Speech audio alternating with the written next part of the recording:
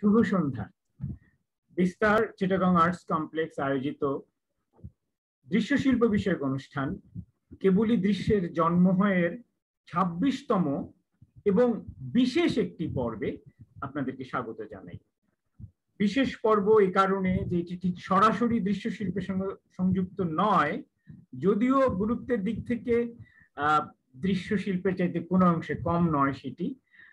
আর আজকে আমাদের অনুষ্ঠানের নাম কেবলই দৃশ্যের জন্ম হয়, কিন্তু আজকে আমরা মূলত কথা বলবো একটি দৃশ্যের সম্ভাব্য মৃত্যুর বিষয়ে এবং সেই মৃত্যুকে ঠেকানোর জন্য ঠেকিয়ে কিভাবে আরো নতুন নতুন দৃশ্যের জন্ম দেওয়া যায় সেই বিষয়ে কথা বলতে।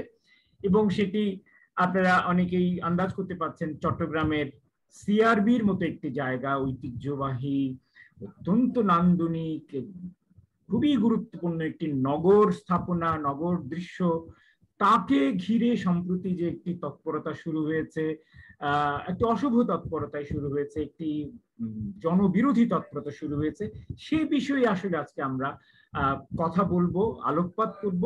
মূল লক্ষ্য সেই তৎপরতাকে ঠেকিয়ে সেই সুন্দর দৃশ্যটিকে আমরা যেন আমাদের মনের মতো করে সাজাতে পারি, রক্ষা করতে পারি এবং নগরবাসীর কাজে লাগাতে পারি। এবং এ বিষয়ে কথা বলার জন্য আমাদের অত্যন্ত সৌভাগ্য যে আমরা আজকে এমন একজন মানুষকে পেয়েছি, তার চেয়ে যোগ্য সম্ভবত আর কেউই হতে পারেন না এই বিষয়ে। তিনি একজন বিশিষ্ট স্থপতি এবং নগরবিদ, আমাদের চট্টগ্রামেরই খুবই পরিচিত এবং শ্রদ্ধেয়জন সৈয়দা জেরিনা হোসেন, যিনি সিআরবি কে ঘিরে যে পরিকল্পনা দীর্ঘদিন ধরে হচ্ছে, দেশি বিদেশি বিভিন্ন প্রতিষ্ঠান মিলে যে পরিকল্পনাগুলো করেছে, স্ট্রাকচারাল প্ল্যান বলেন, ডিটেল এরিয়া প্ল্যান বলেন, এগুলোর সঙ্গে একেবারেই প্রত্যক্ষভাবে এবং নানাভাবে এটার সঙ্গে যুক্ত ছিলেন। এই নিয়ে তিনি বহুদিন ধরে চিন্তা ভাবনা করছেন, লিখেছেন, বিভিন্ন জায়গায় বলেছেন। ফলে আজকে আমরা তার কাছ থেকে আমরা মূলত শুনতে চাইব যে এই বিষয়টির গুরুত্ব বিষয়ে এবং এর সংরক্ষণের জন্য কি কি করণীয় আছে এবং এর জন্য কোথায় কোথায় আমাদের অজ্ঞানতা, কোথায় কোথায় আমাদের অজ্ঞতা কাজ করছে। এবং আমার ব্যক্তিগত বিশ্বাস যে মূলত অজ্ঞতা থেকেই আসলে এই সমস্যাটি সূত্রপাত হচ্ছে। সেই জায়গায় যদি আমরা একটু গভীরভাবে নিজেদেরকে শিক্ষিত করে তুলতে পারি, তাহলে সম্ভবত এই সমস্যা কমে যাবে। সৈয়দা জেরিনা হোসেন একজন অত্যন্ত মেধাবী মানুষ। আমার নিজের অতটা জানা ছিল না, আজকে আমি জানতে পারলাম 1966 সালে তিনি এসএসসি পরীক্ষায়, 68 সালে এইচএসসি পরীক্ষা, দুটোতেই সম্মিলিত মেধা তালিকায় স্থান পেয়েছেন। এবং তারপর বুয়েট থেকে সেই 68-69 সালে, তখন মানে মেয়েরা বুয়েটে আসা দূরের কথা, স্থাপত্য শিল্প খুব কম মেয়ে যেত, সেখানে তিনি ভর্তি হয়েছেন। সেখান থেকে তিনি অত্যন্ত কৃতিত্বের সঙ্গে প্রথম শ্রেণীতেই পাশ করে বেরিয়েছেন স্থপতি হিসাবে। এবং বুয়েটেই শিক্ষকতা দিয়ে তার পেশা জীবন শুরু হয়েছিল। কয়েক বছর করার পরে পারিবারিক কারণে তাকে চট্টগ্রাম চলে আসতে হয়। এসে তিনি প্রথমে স্থানীয় দু একটি স্থাপত্য প্রতিষ্ঠান, অধিভাস, হীরামন ইত্যাদির সঙ্গে কাজ করেন। এরপর আবার এখান থেকে চলে যান এআইটিতে, ব্যাংককের বিখ্যাত প্রতিষ্ঠান এশিয়ান ইনস্টিটিউট অফ টেকনোলজি। সেখানে মূলত নগর পরিকল্পনা বিষয়ে তিনি স্নাতকোত্তর ডিগ্রি নিয়ে আবার ফিরে আসেন দেশে। এসে চট্টগ্রামের সিডিএ, যে নগর উন্নয়ন কর্তৃপক্ষ, তার সঙ্গে কাজ করেন, ইউএনডিপির সঙ্গে কাজ করেন বাংলাদেশ সরকারের হয়ে। এরপর চট্টগ্রামে যে একটি মেয়েদের আন্তর্জাতিক বিশ্ববিদ্যালয়, এশিয়ান ইউনিভার্সিটি ফর উইমেন হয়, তার একেবারে জন্মলগ্ন থেকে যুক্ত ছিলেন। বলা যেত ওনার হাত দিয়েই এই সমস্ত স্থাপনাগুলো তৈরি হয়েছে, মেয়েদের থাকা এবং অন্যান্য বিষয়গুলো, নান্দনিক বিষয়গুলো। তিনি চুয়েট, যে চট্টগ্রাম প্রকৌশল যে বিশ্ববিদ্যালয়, তারও একদম স্থাপত্যবিদ্যা বিভাগের সূত্রপাতের সময় থেকেই তার সঙ্গে যুক্ত রয়েছেন আর কি। মাঝখানে চট্টগ্রামের তরুণ স্থপতি ছাত্রছাত্রীদেরকে নিয়ে তিনি সাপনিক রিসার্চ স্টুডিও করে ব্যক্তিগত উদ্যোগে কাজ করেছেন সিটি কর্পোরেশনের সঙ্গে। শহরের সৌন্দর্যায়নের ক্ষেত্রে আমাদের আউটার স্টেডিয়ামের পাশের যেটুকু সৌন্দর্যায়ন আমরা আপাতত চোখে দেখেছি, বা একসময় একটা বেশ ভাগাড়ের মতো ছিল, সেখান থেকে যে আমরা মুক্তি পেয়েছি মূলত তার কল্যাণে। বর্তমানে তিনি দিঘি কল্প নামে চট্টগ্রাম শহরের একেবারে সর্বশেষ 5টি দিঘিকে পুনরুজ্জীবন করার মহান ব্রত নিয়ে কাজ করছেন, সেই সব তরুণ তরুণীদেরকে নিয়েই। এর মধ্যে চট করে তিনি এক ফাঁকে সিলেটে তার পৈতৃক ভূমিতে অসাধারণ সুন্দর একটি ন্যাচারাল রিট্রিট, বা আমরা জনপ্রিয় শব্দে যাকে রিসোর্ট বলে থাকি, সেটা করেছেন। পাহাড়, প্রকৃতি, প্রাণ, পরিবেশ সবকিছুকে রক্ষা করে একটি আদর্শ একটি স্থাপনা তিনি সেখানে নির্মাণ করেছেন, যেটি সুইজারল্যান্ড ভিত্তিক যে প্রতিষ্ঠান কর্তৃক আমাদের দেশের অন্যতম গুরুত্বপূর্ণ একটি স্থাপনা হিসেবে প্রশংসিত এবং পুরস্কৃত হয়েছে। এই মুহূর্তে তিনি পেশাগতভাবে লিপ্ত আছেন সিলেটের লিডিং বিশ্ববিদ্যালয়ে স্থাপত্যবিদ্যা বিভাগের অধ্যাপক হিসেবে। তো আমি আজকে তাকে আমাদের মাঝখানে পেয়ে শুরুতেই তাকে গভীরভাবে ধন্যবাদ জানাচ্ছি এবং আশা করছি আমরা তার কাছ থেকে আজকে অনেক কিছু শিখবো, যার ভেতর দিয়ে আমরা আমাদের এই প্রিয় সিআরবি স্থাপনাটিকে রক্ষা করতে সমর্থ হব। সৈয়দা জেরিনা হোসেন, আমাদের প্রিয় জেরিনা আপা, আপনাকে আমি স্বাগত জানাচ্ছি আমাদের আন্তর্জাল মঞ্চে। অনেক ধন্যবাদ আলম ভাই, আপনি অনেক কিছু বলেছেন। আমি অতটা বিখ্যাত নই, আমি আমার মতো করে কিছু কাজ করি আর কি, করতে চাই। এইটা আমার প্যাশন, নগরটাই আমার প্যাশন। মানে আমি স্বপ্ন দেখতে থাকি, ওইটা মানে কেমন জানি মাঝে মাঝে মনে হয় এই স্বপ্ন দেখা বৃথা, কারণ এইটার কোনো কি বলো ইমপ্লিকেশনের জায়গায় এসে, ইমপ্লিমেন্টেশনের জায়গায় এসে এখানে আমি কোনোই অবদান রাখতে পারি না, পারছি না, পারবো না। সো আমার কেমন জানি একটা মানে ব্যর্থতা নিয়েই মনে হয় মানে শেষ করব আর কি। তো যাই হোক, আমি শুরু করি, কারণ সিআরবি নিয়ে খালি এখন দেখছি যে খালি চট্টগ্রামবাসী না, ঢাকাতেও এটার প্রতিবাদ হয়েছে, সেই আমেরিকাতে পর্যন্ত এর প্রতিবাদ ওই কালকে না পরশু দেখলাম একটা বিরাট নাগরিক সমাজ ওইখানেও করেছে। তো এখন আমি জানি এরকম একটা জায়গায় হাসপাতাল হওয়া না হওয়ার ব্যাপারটা আলাদা, ওইটা তো সেকেন্ডারি। আমি ওইটা সবাই এতদিনে জেনে গেছে, যে কোনো 500 বেডের একটা হাসপাতালের সঙ্গে 100 আসনের একটা মেডিকেল কলেজ, 50 আসনের একটা নার্সিং ট্রেনিং ইনস্টিটিউট, যে একটা বিশাল কর্মযোগ্য, এখানে এইরকম একটা দৃষ্টিনন্দন নাগরের কেন্দ্রস্থলে হতে পারে না, সেটা সবাই নানান দিক থেকে। তো আমি ওইখান পর্যন্ত যাব না, আমি খালি বলবো এই জায়গাকে নিয়ে 1965 থেকে যে পরিকল্পনা দলিলগুলা করা হয়েছে, এইখানে কি কি আছে। তো এইটাই তো আমাকে আইনি কি বলবো রক্ষা দিবে, যে অন্য কিছুই করার থেকে। হাসপাতালের কথাটা অনেক পরে, এটা কার চিন্তায় কিভাবে আসলো, এইটাই আমাকে অবাক করে। তো আমি শুরু করছি আমার কয়েকটা স্লাইডের মাধ্যমে আমি এইটা প্রেজেন্ট করব আর কি। তো এখন শুরু করি।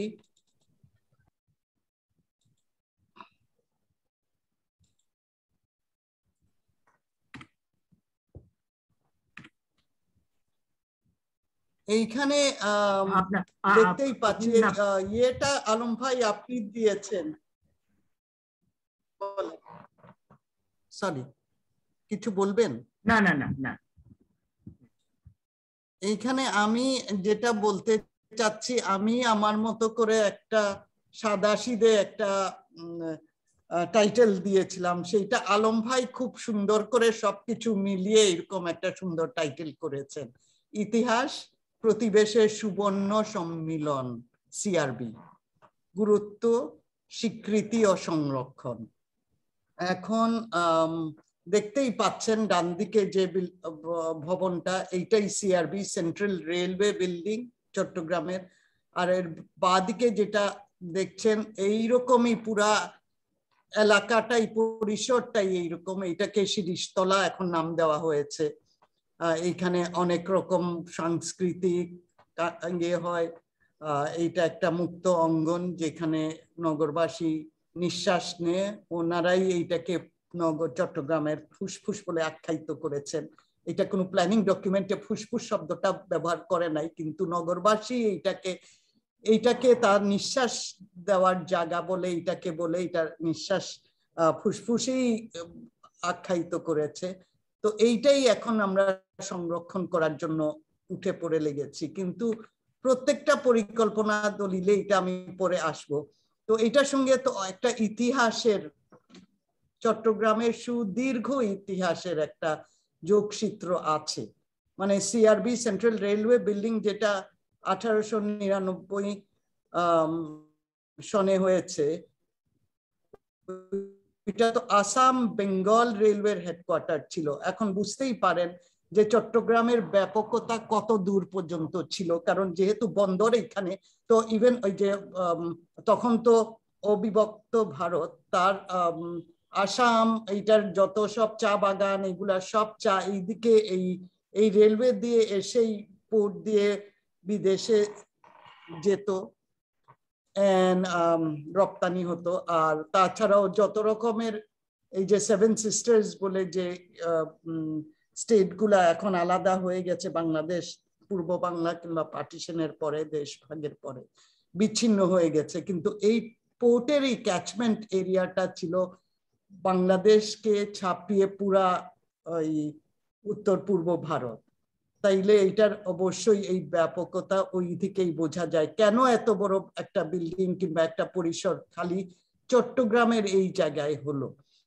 তারপরে 1930-31 থেকে 34 পর্যন্ত যুব বিদ্রোহ যেটা হয়েছিল, এইটাই কুইট ইন্ডিয়া মুভমেন্টের সূচনা হয়। কিন্তু মানে এইখানে ডুয়েন ডাই যে বইটা এই যুব বিদ্রোহ নিয়ে খুবই ওয়েল রিসার্চড একটা বই, ওইটাতে ওই লিখেছে যে ভারতের অন্যান্য জায়গায় খালি বলতো চট্টগ্রাম কি করে ফেলছে, আমরা কেন বসে আছি।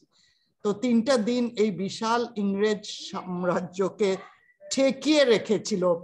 এইখানে ভারতের পতাকাও, স্বাধীনতার পতাকাও একটা উড়ানো হয়েছিল ওই চট্টগ্রামে, এইটার কাছেই একটা জায়গায়। এইখানে এই 7 রাস্তার মহান মুক্তিযুদ্ধেও এইখানে অনেক রকম স্মৃতি আছে। অনেক রেলওয়ের একদম কর্তা ব্যক্তিরাও এইখানে ওদেরকে প্রাণ দিতে হয়েছিল। অনেক ঘটনাও, বীরত্বের ঘটনাও আছে এই সিআরবি জুড়ে।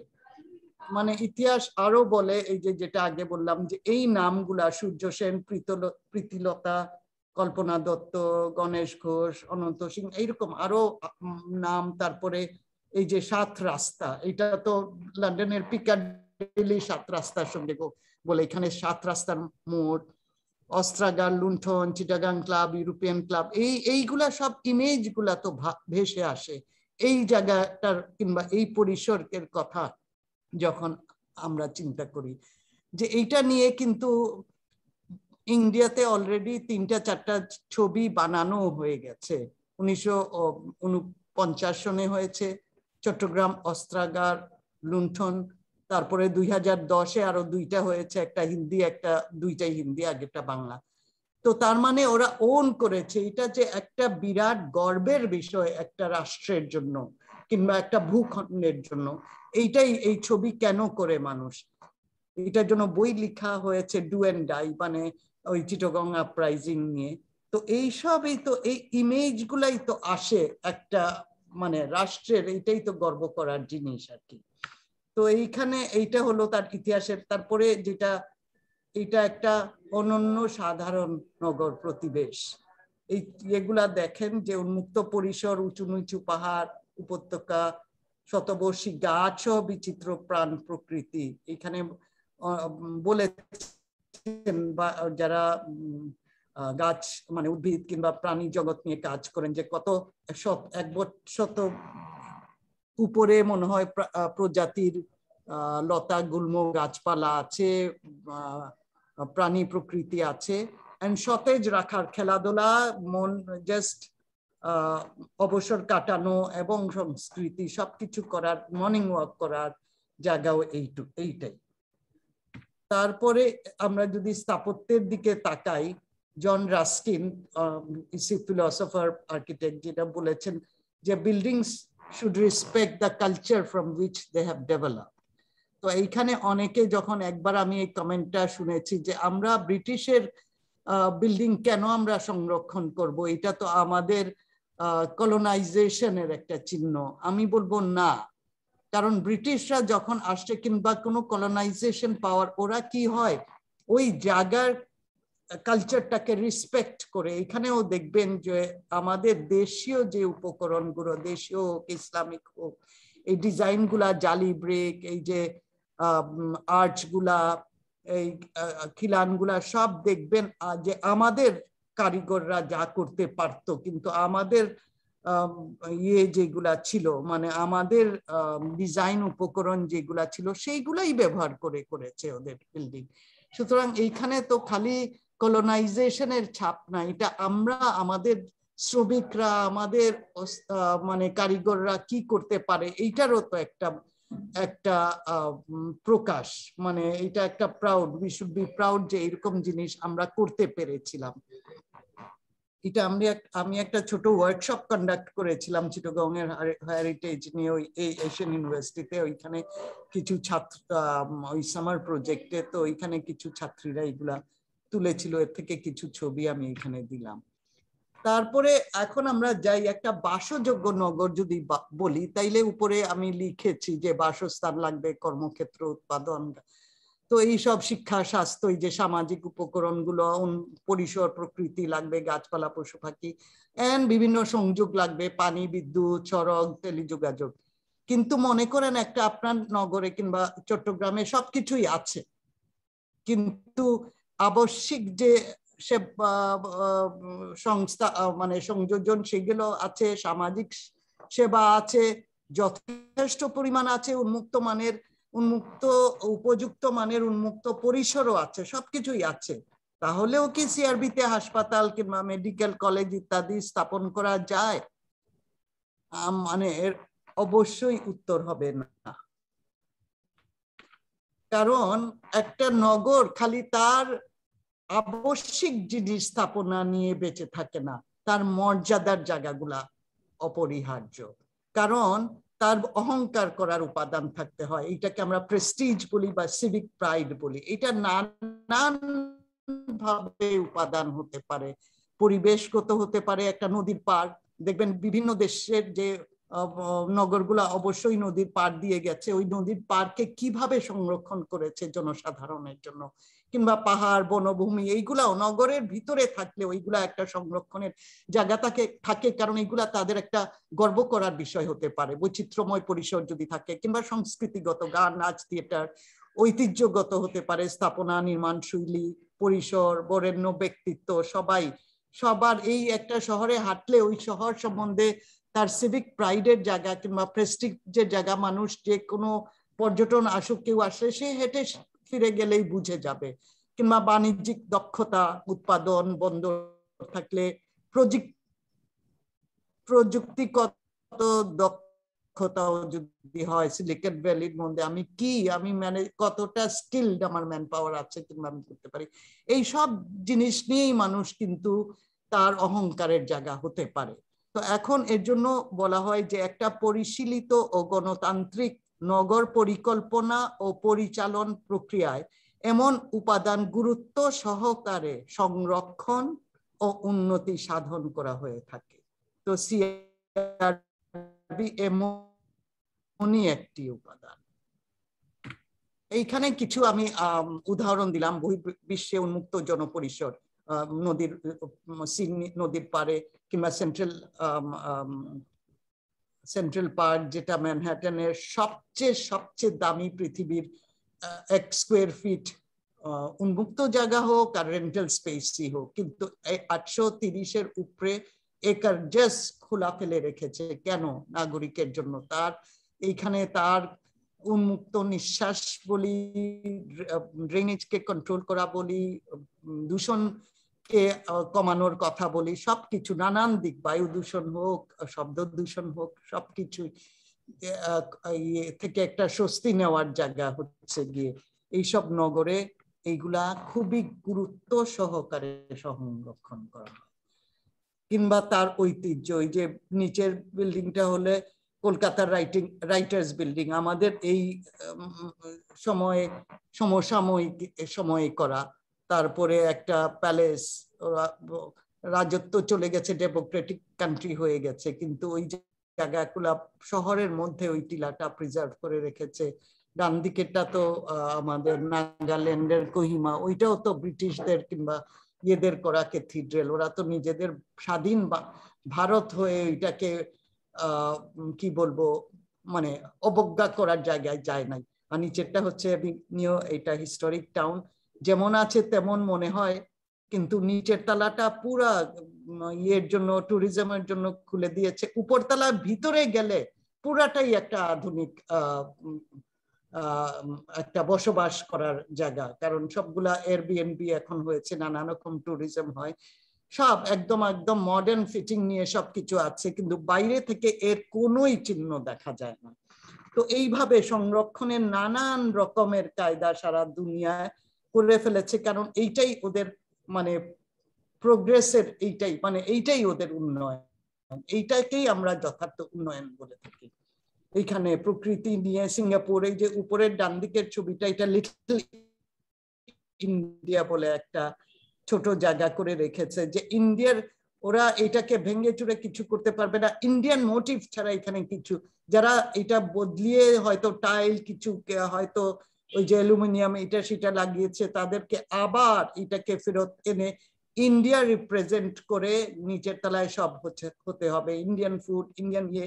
তো এইখানে মানুষ ইন্ডিয়ান জিনিস কিনতে হলে, ওই মিউজিক শুনতে হলে, ওই খাবার, ওই ক্রাফট, এইগুলা কিনতে হলে এখানে আসে। কিন্তু এর পাশেই কিন্তু একটু দূরে দেখবেন যে পুরাটাই ঝলঝল 1000 স্কোয়ার ফিটের উন্নত মানের আধুনিক স্থাপত্য।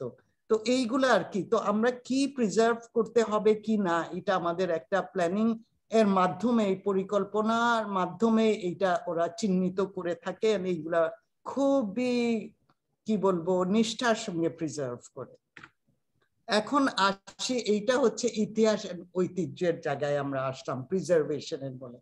এখন আসি যে ওপেন স্পেস, জনপরিসরের জায়গা, এইটাও তো সৃষ্টি করা খুবই দরকার এন্ড সংরক্ষণ করা দরকার, কারণ একটা জনপদ এই ওপেন স্পেস ছাড়া চলতে পারে না। ওপেন স্পেস তো নানান ভাবে হয়, একটা ফুটপাথও তো একটা ওপেন স্পেস এইভাবে। তো এখন 1965-এ আমাদের প্রথম মাস্টার প্ল্যান হয়েছিল চট্টগ্রামের জন্য। ওইখানে এই প্রথম মানে ওর প্রারম্ভিক বক্তব্য ছিল যে চট্টগ্রামের 3টা মূল সমস্যা, একটা হচ্ছে যে complete lack of modern road system, আর আরেকটা ছিল need for a modern water supply system. এই দুইটাই ওই সময় ছিল না, পার্টিশনের পরে যখন আমরা পাকিস্তান হই। কিন্তু আরেকটা যেটা বলেছিল সেটা হচ্ছে grave deficiency of open spaces, particularly public parks and small amenity areas suitable for use by children, and there are also too few playing fields. এইটাই ছিল 3টা প্রবলেমের মধ্যে এই একটা প্রবলেমকে এইভাবে চিহ্নিত করেছে। এর জন্যই এইটাও বলেছে যে open space is an essential human need, it is not a luxury. আমরা মনে করি আমাদের টাকা নাই, আমাদের গরিব দেশ, আমাদের এইটা, আমাদের তো ওপেন স্পেস দরকার নাই, আমাদের পার্ক দরকার নাই, এটা খালি বিত্তশালী দেশের আছে। না, এটা প্রত্যেকটা দেশের একটা জনপরিসর বাসযোগ্য করতে হলে তার জন্য এই পার্ক লাগবে। এই যে আমাদের বন্যা হলে পট করে ডুবে যায় কেন, আমাদের সফট সারফেস নাই, এটা মানুষের স্বস্তির জায়গা নাই, তার হেলথ ঠিক রাখতে হলেও তো দরকার।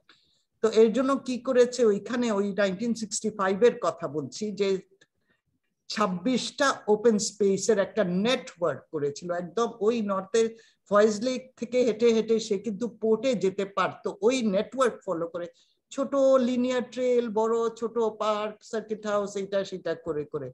তো এইটার মধ্যে অনেক, এই 26টার মধ্যে সিআরবি ছিল 10 একরের, এন্ড বাটালি হিল ছিল 53 একর্স। অন্যান্য জিনিস থাকতেই পারে, বলে না এইগুলা ভেঙে চুরে এটা করো, এইগুলাকে জাস্ট জনপরিসরের জায়গা হিসাবেও ট্রিট করো, সেইটাই মানে এজ এন ওপেন স্পেস। তারপরে আসলো 1995-এ, 1995 থেকে 2015-এর যে মাস্টার প্ল্যান, এটার বিভিন্ন ধাপে তো করা হয় মাস্টার প্ল্যান। প্রথমে এর ভিশনটা কি, এর কৌশলগত প্ল্যানটা কি, সেটাকেই আমরা স্ট্রাকচার প্ল্যান বলি। ওইখানে চ্যাপ্টার 14 অনেকগুলা, এটা পপুলেশন, ইকোনমি কি হবে, রুরাল ল্যান্ড ডেভেলপমেন্ট কি হবে, আরবান কি হবে, এগুলা অনেকগুলা চ্যাপ্টার ছিল। এটাতে চ্যাপ্টার 14টা ছিল প্রেস্টিজ প্রজেক্টস। আমি আগেই যেটা বলছি যে আমাদের একটা সিভিক প্রাইডের জায়গা থাকতেই হয় যে কোনো নগরের।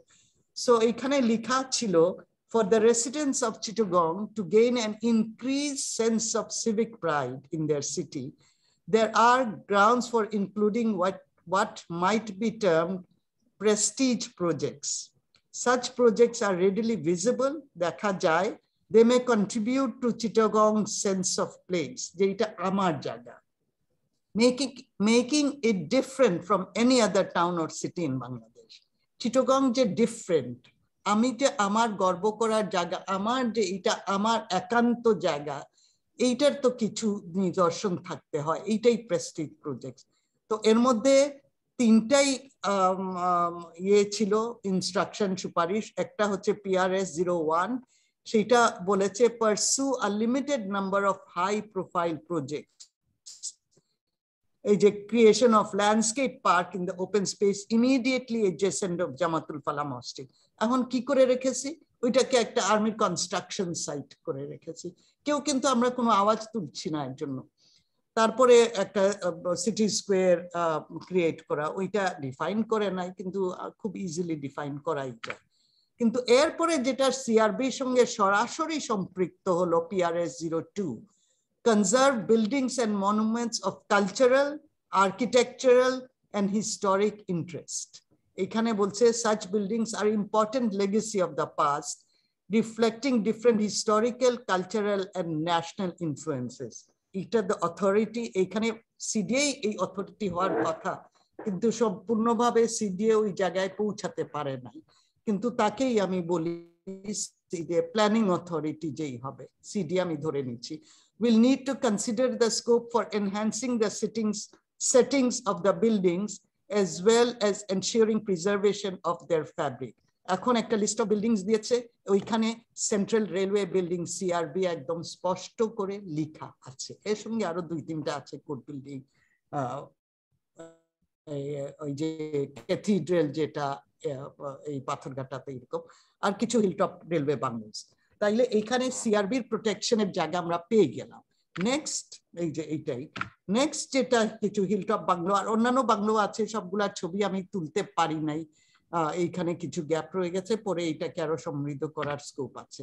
নেক্সট যেটা ওই যে প্রেস্টিজ প্রজেক্টস এর যেটা 3 নম্বর, যেটা বলছে protect and enhance significant areas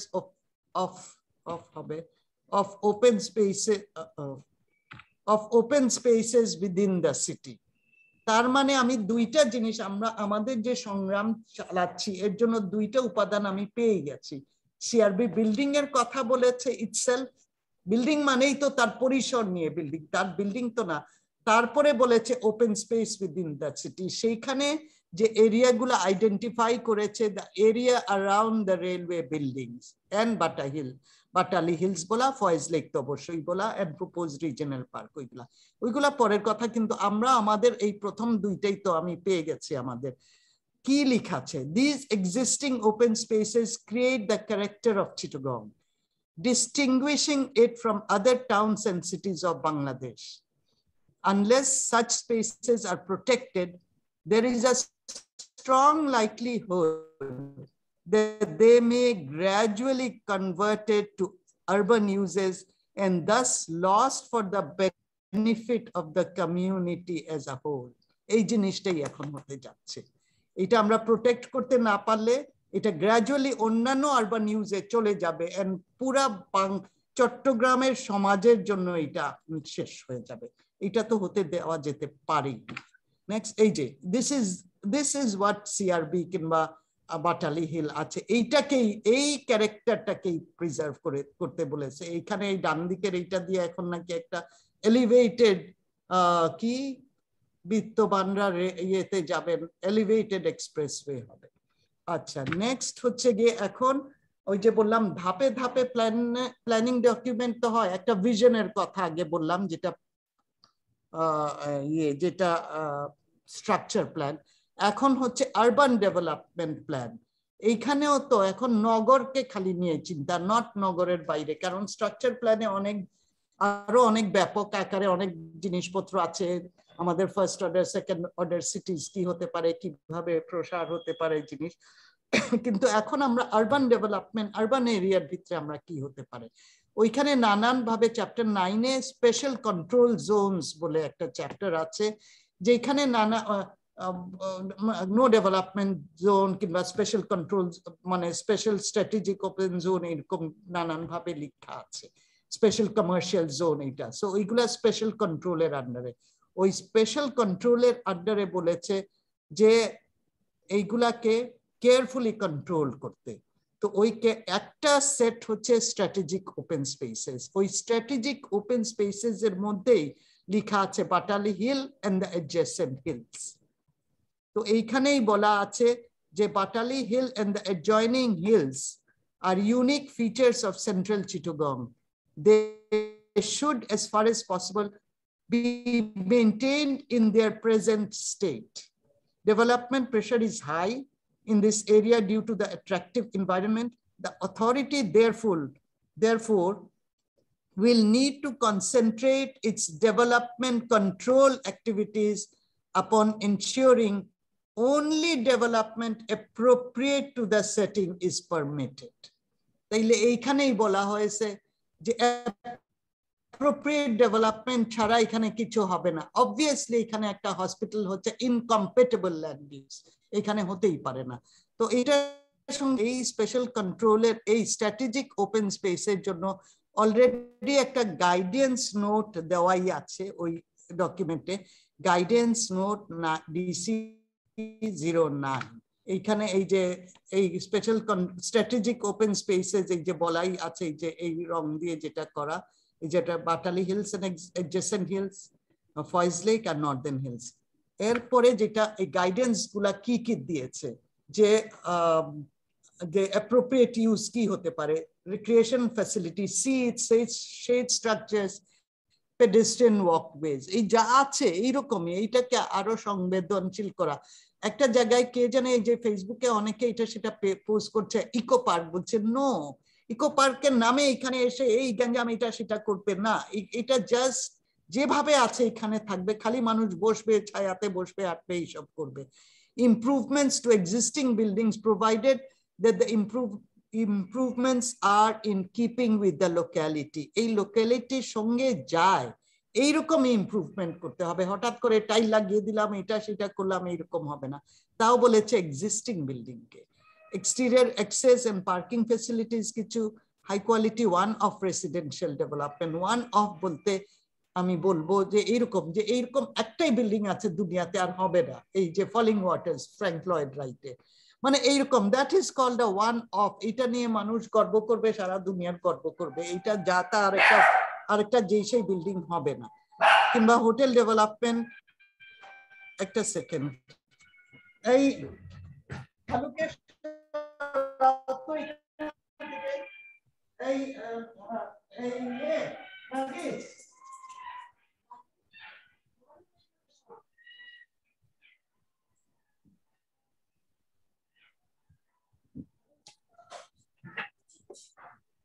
sorry বাইরে কিন্তু শিয়ালের ডাক শুনছেন? হ্যাঁ শোনা যাচ্ছে। আচ্ছা এই ওয়ান অফ বিল্ডিং যে বললেন এরকম কিন্তু অলরেডি কয়েকটা আছে পাহাড়ের উপরে। হ্যাঁ আছে, সেইটাই বললাম, একদম হ্যাঁ হাতি বিল্ডিং আছে, জি জি জি। তো this is a one of building, মানে এইটা একটাই কেউ করেছে ডিজাইন দিয়ে, এইটা আর কেউ থাকার জন্য রিপিট করবে না, তো সেইটাই। তো আর হোটেল ডেভেলপমেন্ট এরকম যে এইখানে যে ওর মেটেরিয়াল কিংবা এইভাবে সংবেদনশীল এইটা একটা হতে পারে ছোটখাটো, নট যাই হোক। তারপরে নেক্সট হচ্ছে নট অ্যাপ্রোপ্রিয়েট বলেইছে commercial developments, industrial developments, large scale residential developments, major traffic generators. এইখানে যে একটা হাসপাতাল কেউ করে বসতে পারে, এটা নিশ্চয়ই মানে যারা এই কনসালটেন্ট টিম এদের নিশ্চয়ই চিন্তারও বাইরে ছিল, না হয় বলতো লার্জ স্কেল হাসপাতালও বলা হতো। এনিওয়ে এখানে তো সবকিছু বলেই হচ্ছে। তারপরে ফার্দার অ্যাকশনটা কি, যে হিল কাটিংটা এখানে বন্ধ করো, অ্যাডভার্টাইজমেন্ট সাইনটাই এখান থেকে উঠাও, রিসেটেলমেন্ট করো, স্কোয়াটার্সরা অন্য জায়গায় নিয়ে যাও, একটা ইয়ে। তো এরকম। আর হোটেল বারবার কেন বলছে, এইটাও বলছে যে upgrading of the area around the railway buildings with perhaps considerations given to the use of some of the buildings for a hotel।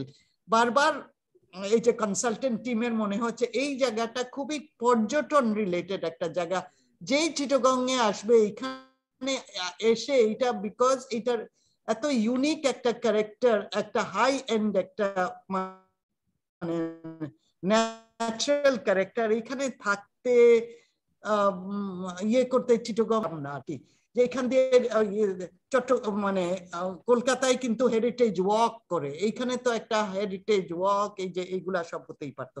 তো এইগুলা এই ধারণায় বলেছে যে এই বাংলোগুলা তো কয়েকটা বের করে এটা মানে ওই ইউজটাকে চেঞ্জ করে একটু could be converted into মানে tourism related hotel কিংবা তো এখন যে কথাটা আমরা কনটেক্সটটা জানলাম আর কি কি এখানে একটা গণতান্ত্রিক রাষ্ট্রে নগরের সব বয়সের সব নাগরিকের জন্য আনন্দটা নানান ভাবে এটাকে ডিফাইন করতে পারবেন, খেলা করা, কালচারাল নাচ গান সব করা, জাস্ট বসে থাকা, বই পড়া, অন্যদের বন্ধুদের সঙ্গে বসে চটপটি খাওয়া, যাই হোক এইটা, কিংবা অবসর সময় কাটানো, কিংবা ইভেন প্রতিবাদ করার স্পেস থাকতে হয়।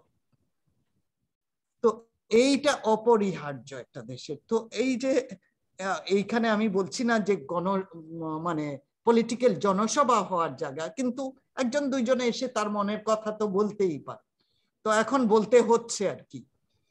তো এইখানে এখন ডিটেইল এরিয়া প্ল্যানের তো আমরা আগে বললাম যে তার স্ট্রাকচার প্ল্যান, আরবান এরিয়া প্ল্যানের কথা, ওইটার উপরে বেস করে যখন ডিটেইল এরিয়া প্ল্যান হয়, আমরা যেটাকে ড্যাব বলি, সেটা আরো অনেক বছর পরে হচ্ছে 2008-এ, ওইখানে প্রথম তো বার করা হয় একটা শহরের ক্রিটিক্যাল ইস্যুস গুলা কি, প্ল্যানিং ইস্যুস গুলা।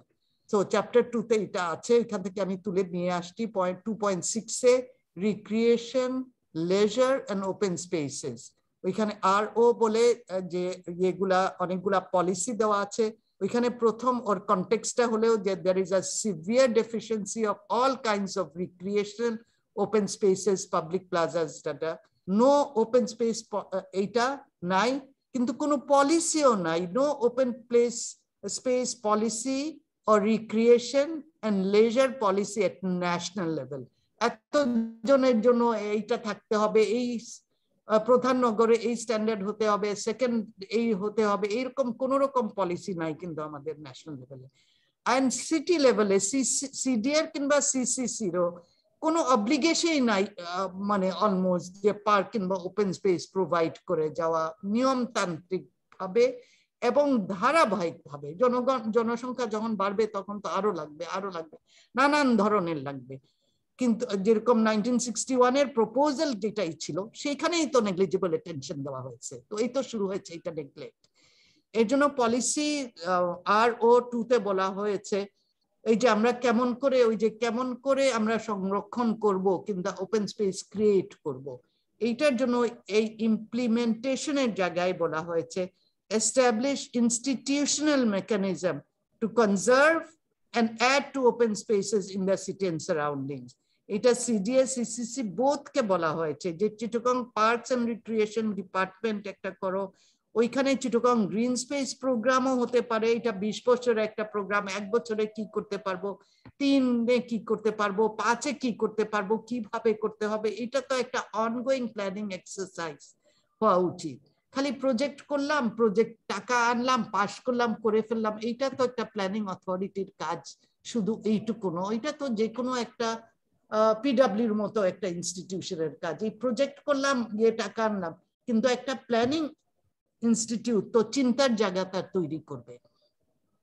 তারপরে RO3-তে লেখা আছে to protect, enhance and add to the city stocks of parks, playgrounds and other open space lands to improve the quality of life and protect the natural and built environment. তো এইগুলা সবই তো এখন protection of CRB আমি এটা লিখেছি, and its surrounding open spaces fall under these directives. এই যে ডিরেক্টিভ দেওয়া হয়েছে এইগুলা তো সব সংসদে পাস করা ডকুমেন্ট। তো নেক্সট হচ্ছে গিয়ে এই সেম চ্যাপ্টার 2-তে ক্রিটিক্যাল ইস্যুস এর আন্ডারে আরেকটা যেটা আছে 2.7 কালচার এন্ড হেরিটেজ, আমরা CH বলছি যে Chittagong has a long and varied cultural past. এখানে অনেক 14th সেঞ্চুরি থেকে এটা একটা পোর্ট হিসাবে ফ্লারিশ করেছে। এখানে পর্তুগিজ, আরাকানি, সুলতান, মুঘলস, ব্রিটিশ সব আসছে ট্রেড করার জন্য আর রুল করার জন্য, আর দুইটাই করার জন্য। নোটেবল কন্ট্রিবিউশন আছে কুইট ইন্ডিয়া মুভমেন্টে, হেরিটেজ বিল্ডিং স্পেসেস, আইডেন্টিটিস, এগুলা সবই লার্জলি নেগলেক্টেড। এইরকম একটা প্রাচীন একটা শহর, ওই যে বাহাদুর ভাই চলেই তো গেলেন, ওনার সঙ্গে আমি মাঝে মাঝে ইয়ে করতাম যে আপনি বলছেন 7,000 বছরের আগে, তাইলে আমাকে গাছ দেখান ওই 1000 বছরের, কারণ কিছু জিনিস তো টিকে থাকে। তো যাই হোক, ব্রিটিশ টাইম থেকে তো অন্তত কিছু জিনিস টিকে আছে, আর আগের কিছু হয়তো মস্কের কিছু ধ্বংসাবশেষ কিংবা কিছু চিহ্ন আছে আর কি এরকম। তো সেই রকম মানে এইগুলা এতটা নিগলেক্ট করেছে যে শহরের মধ্যে এইগুলার অবস্থান মানে কনসিয়াসলি কনজার্ভ করা না। রেলওয়ে বিল্ডিং করছে এইটুকুই আর কি, নট ইন্টেরিয়ার। তারপরে তাইলে ইস্যু 1টা ওইখানেও এই কালচার এন্ড হেরিটেজের ইস্যু ছিল যে চিটাগং এর কালচারাল এন্ড হিস্টোরিক্যাল ট্রেজার অনেক আছে, গাছ, পানি, এই যে দিঘিগুলা, ট্রেডিশনাল সেটেলমেন্টস, তো এইগুলা একটা প্ল্যানিং এর এজেন্ডার মধ্যে নাই, এগুলা প্রিজার্ভ করা। They have been neglected, disfigured, altered, encroached upon or demolished করা হয়েছে অনেক। মানে ইয়ে সিডিএ কিংবা সিসিসি কিংবা আদার এই প্রোগ্রাম অর্গানাইজেশন গুলা, they should start a program for its conservation and এইটার জন্য প্রারম্ভিক একটা লিস্টও করে দেওয়া হয়েছে স্ট্রাকচার প্ল্যানে, NX 4 বলে, যেটা ডিএপি তে ডিটেইল এরিয়া প্ল্যানে ঢুকানো হয়েছে। এটা আমরা একটু পরেই দেখবো যে এখানে এর নাম আছে NX 4 এ। তো পলিসির মধ্যে CH21 এ আছে the authority should have a heritage committee. Department তো পরে আইনগতভাবে, কিন্তু আপাতত একটা কমিটি তো স্টার্ট করতে পারে, হিস্টোরিয়ান, আর্কিটেক্টস, আরবান প্ল্যানার্স কিংবা চট্টগ্রামের যারা ব্যক্তিত্ব একাডেমিক কিংবা কালচারাল ফিল্ডসে যারা এইসব নিয়ে নগর নিয়ে ভাবেন তাদেরকে নিয়ে। আর ডেভেলপমেন্ট কন্ট্রোল যে প্রসেস অলরেডি আছে সিডিএ তে, ওইখানে এই লিস্টেড স্ট্রাকচারস কিংবা বিল্ডিংস কে কোন রকম ভাবে যেন এফেক্টেড না হয় সেটার জন্য প্রচেষ্টা চালিয়ে যাওয়া উচিত। তো এই সব এই যে এই 2.6 বললাম আর 2.7 বললাম, এইটাতেই তো এই যে সিআরবি এন্ড তার সারাউন্ডিং কে প্রোটেক্ট করবার যথেষ্টই উপাদান এখানে লিখাই আছে। তারপরে আসেন ডিটেইল এরিয়া প্ল্যানে চ্যাপ্টার। এই যে এখন ওইটা তো ছিল নগরের কি বলবো ইস্যু ভিত্তিক, এখানে বলছে যে ডিটেইল এরিয়া প্ল্যানিং জোনে যে ডেভেলপমেন্ট প্রপোজাল ছিল, এইটা এই সিআরবিটা পরে প্ল্যানিং জোন 3 তে, ডিটেইল প্ল্যানিং জোন 3 তে, এটা সদরঘাট থেকে চকবাজার পর্যন্ত বিস্তৃত এলাকা। এটাতে বিভিন্ন জিনিস লেখা আছে, হাউজিং কি হবে, এটা কি হবে, এডুকেশন কি হবে। এইটাতে কেতে যে কালচার এন্ড হেরিটেজ লেখা আছে, এইখানেই কয়েকটা সাইট আইডেন্টিফাই করেছে on the basis of the structure plan. আর এই বিল্ডিং গুলাকে বলেছে কনজার্ভ করা দরকার from a historical, architectural, environmental or ecological point of view. So বিভিন্ন সময়ের বিভিন্ন বিল্ডিং চিহ্নিত করা আছে প্রারম্ভিক ভাবে, এইটা আরো চালিয়ে যাওয়ার জন্য সিডিএ কে বলা হয়েছে। এটা কোন পর্যায়ে আছে আমি জানি না, কিন্তু এইখানে ওই 2008 এ যেটা করে দেওয়া হয়েছে ওইটাতে 3.5 এ railway CRB Chittagong railway building আছে। নেক্সট ডিটেইল এরিয়া প্ল্যান প্রপোজালেও বলা হয়েছে যে, আগে বলছি আমি বিল্ডিং এর কথা, এখন এরিয়ার কথা বলছি, যে all the hills within the city fall under a special control zone and will remain in strategic open space subject to control বলে দিয়েছে, and culture and environmental conservation area বলে এখানে এটাকে বলা হয়েছে। এই যে জনগণ যে দাবিটা করছে, এই দাবিটা অলরেডি কিন্তু written in the planning documents, যে cultural and environmental conservation area. এখানে কোন রকম ল্যান্ড লিজ, ল্যান্ড ইউজ একটা স্পেশাল নগর উন্নয়ন কমিটির আন্ডারে যেতে হবে, আর গেলে তো অবভিয়াসলি এটা না হয়ে যাবে একটা ছোট কিছু করতে গেলে। তো এইখানে কি হতে পারে কি হতে পারে না, এখানে অনেকগুলা বলা হয়েছে, কিভাবে ট্যুরিজমের জন্য কেটার করবে, ট্রেলস, ওয়াকওয়েজ দিবে, এই যে আগের যে কথাগুলা, এইখানে আরো ডিটেইল ভাবে এখানে বলা আর কি, অনেকগুলা মানে অনেকগুলা বাংলো খুলে দেওয়া উচিত ফর পাবলিক রিক্রিয়েশনাল ইউজ। একটা বার্ড পার্ক হতে পারে কিংবা মিউজিয়াম, বাটারফ্লাই মিউজিয়াম, এইরকম যেটা প্রতিবেশের সঙ্গে যায় এমন সংরক্ষণের জিনিস, নট ওই যে ইকো পার্ক বলে আমরা যে কাণ্ড করি এইরকম না। আর একটা জিনিস অনেকে হয়তো এটা মিস কোট করবেন কিংবা মিস আন্ডারস্ট্যান্ড করবেন, এর জন্য আমি একটু বলে রাখতে চাই যে হসপিটাল তো অলরেডি একটা রেলওয়ে হসপিটাল ছিল যেটা সীমিত আকারে, বুঝেন 1899 সনে প্রতিষ্ঠিত, কয়জন মানুষ এখানে ছিল, ওইখানে রেলওয়ের কর্মচারী যারা ছিলেন তাদের জন্য একটা রেলওয়ে হাসপাতাল বানানো হয়েছিল। এন্ড কারণ ওইখানে বাংলো আছে, ওদের ইমিডিয়েট মেডিকেল অ্যাটেনশন কিংবা রেলওয়ের, কারণ এইটা তো একটা নানান রকম অপারেশনাল অ্যাক্সিডেন্টস হতে পারে, তাইলে কোথায় যাবে, এই ফার্স্ট লাইন অফ হচ্ছে গিয়ে হসপিটালটা, তো ওই সীমিত আকারে কিছু চিকিৎসা দেওয়া হতো। এইটাকেই আমরা বলছি মোর ইন্টেন্সিভ, নিবিড় মানে ইন্টেন্সিভ কেয়ার যেটা বলে, নট এক্সটেন্সিভলি এখানে একটা বিরাট হাসপাতাল করা, ওইটারই যা আছে ওইটা ইন্টেন্সিভলি একটু দেখতে এটা ঠিক করতে। আর সামনে পাকিস্তান টাইমে খুবই বাজে একটা বক্ষব্যাধি হাসপাতাল অ্যাড করা হয়েছে, ওইটা খুবই একটা আইসোর কিন্তু ওই এরিয়ার জন্য।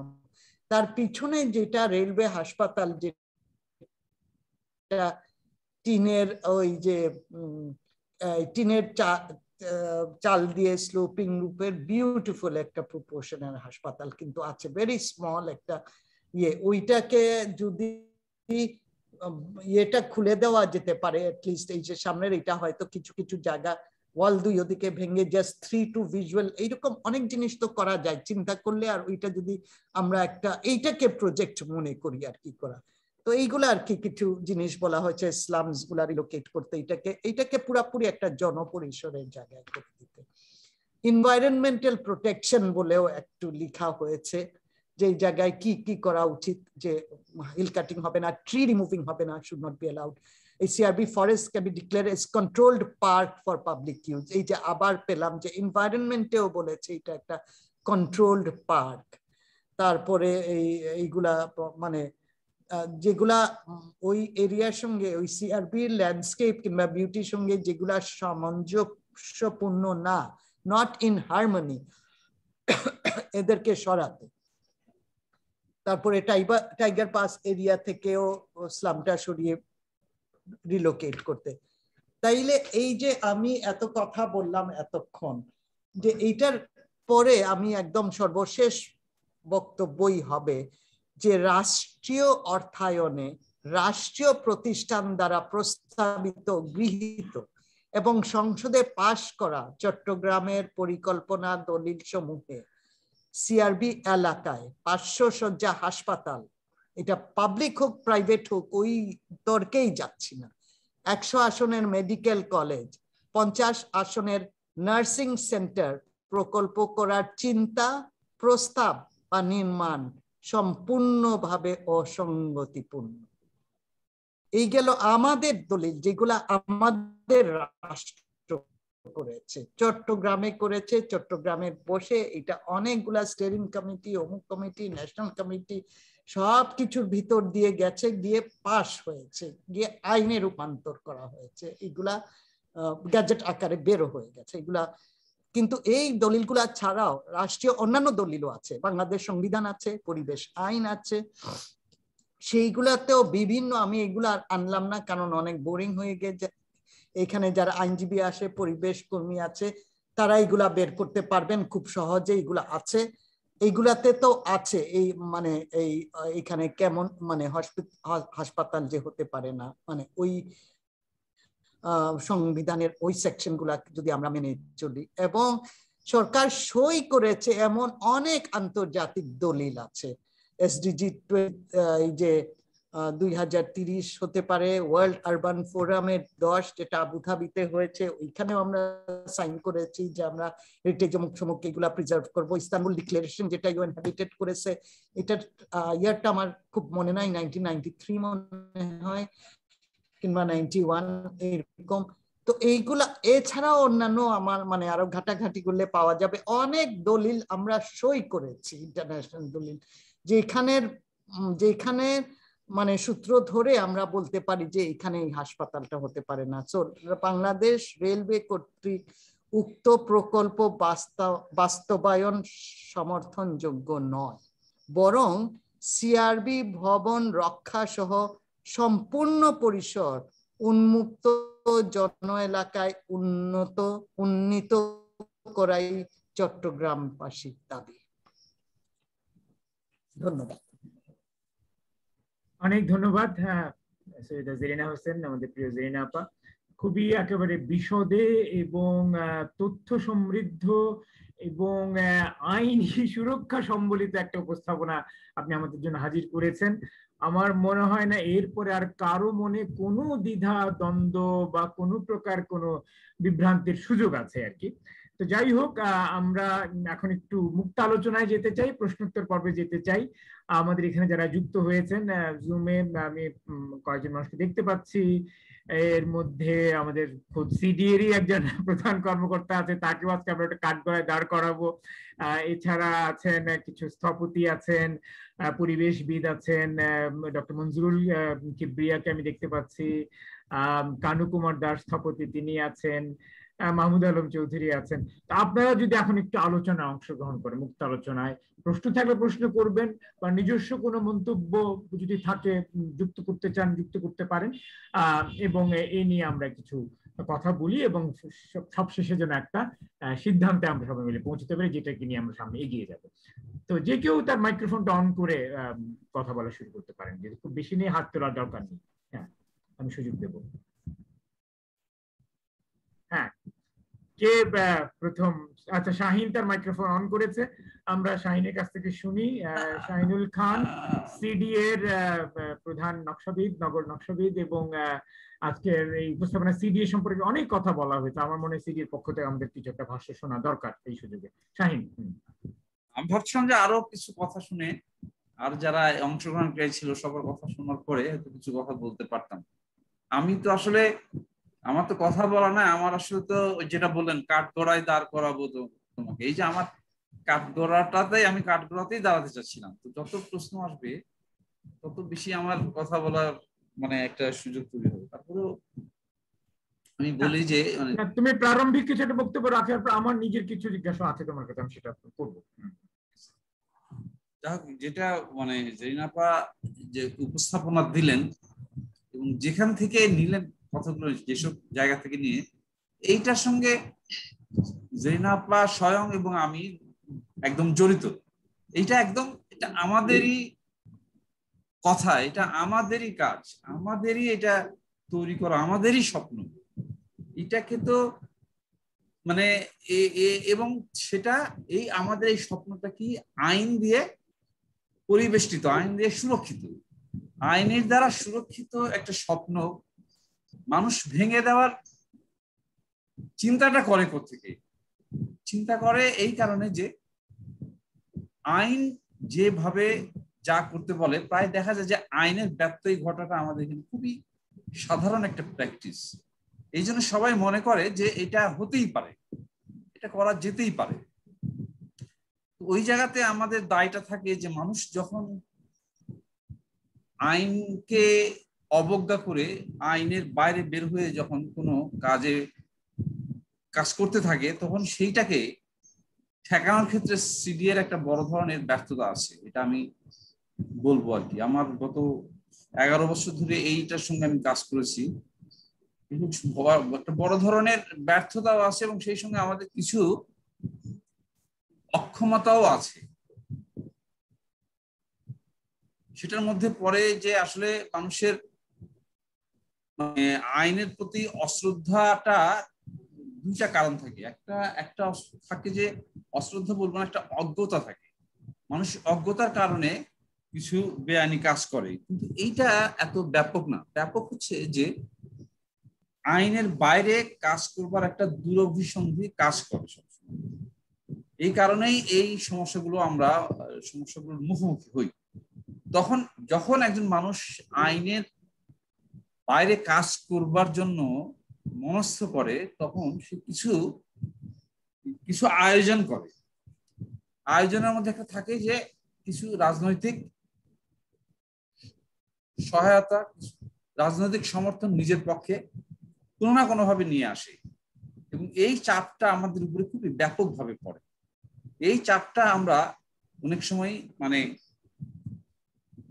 করতে পারি না, এটাকে আমরা এই চাপটাকে মানে ওভারকাম করার যে ব্যাপারটা বলি, সেই জায়গাতে অনেক সময় আমরা মানে দেখা যায় যে করতে পারছি না। 2 নম্বর কথা হচ্ছে যে আইনের ক্ষেত্রে আমরা যে আইনটাকে সবচেয়ে সামনে নিয়ে আসি সেটা হচ্ছে যে একটা কনস্ট্রাকশন রুল, 1952 সালে তৈরি করা building construction rule. Building construction রুলটা আর প্ল্যানিংটা মধ্যে একটা বড় ধরনের পার্থক্য আছে। জেরিন আপা যে কথাগুলো বললেন সেটা হচ্ছে যে প্ল্যানিং এর কথাগুলো বললেন। তো আমরা যখন আইন করে, যখন আইনের জন্য যখন লড়াই করি, আইনের পক্ষে লড়াই করি, তখন সামনে আসে বিল্ডিং কনস্ট্রাকশন আইনটা, এবং এই কনস্ট্রাকশন আইনটা মানে একেবারে খুবই মানে স্ট্রেট ফরওয়ার্ড একটা কথা, যে এটা এত ফিট করা যাবে, এত তালা করা যাবে, এত ফ্লোর এরিয়া করা যাবে, এরকম হিসাব নিকাশ দিয়ে ওটা নিয়ন্ত্রিত হয়। কিন্তু প্ল্যানিং এর ব্যাপারটা আরো অনেক বড় ব্যাপার। প্ল্যানিং কে ইমপ্লিমেন্ট করার জন্য যে সাপোর্টিং, যে আপাতত একটা কমিটির কথা বললেন, একটা হেরিটেজ কমিটির কথা বলা আছে সেখানে, তারপরে আরো মানে যে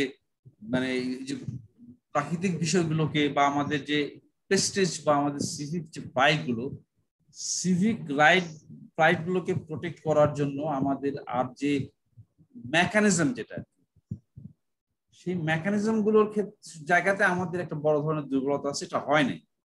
লেজিসলেটিভ চেঞ্জেস গুলো করতে বলা হয়েছিল, এটাকে মাথায় রেখে জেরিন আপা নিজেরা কাজ করছেন। সেই লেজিসলেটিভ চেঞ্জেসটা শুধু যে প্রস্তাবনা ছিল তা না, সংসদে কিভাবে ওই লেজিসলেটিভ চেঞ্জটাকে উপস্থাপন করা হবে, একটা বিল তৈরি করে সেই বিলটাই সাবমিট করেছিলেন এই আমাদের 95 মাস্টার প্ল্যান করার সময় কনসালটেন্ট করেছিল। এই বিলটাও কিন্তু শেষ সাবমিট করা হয়নি।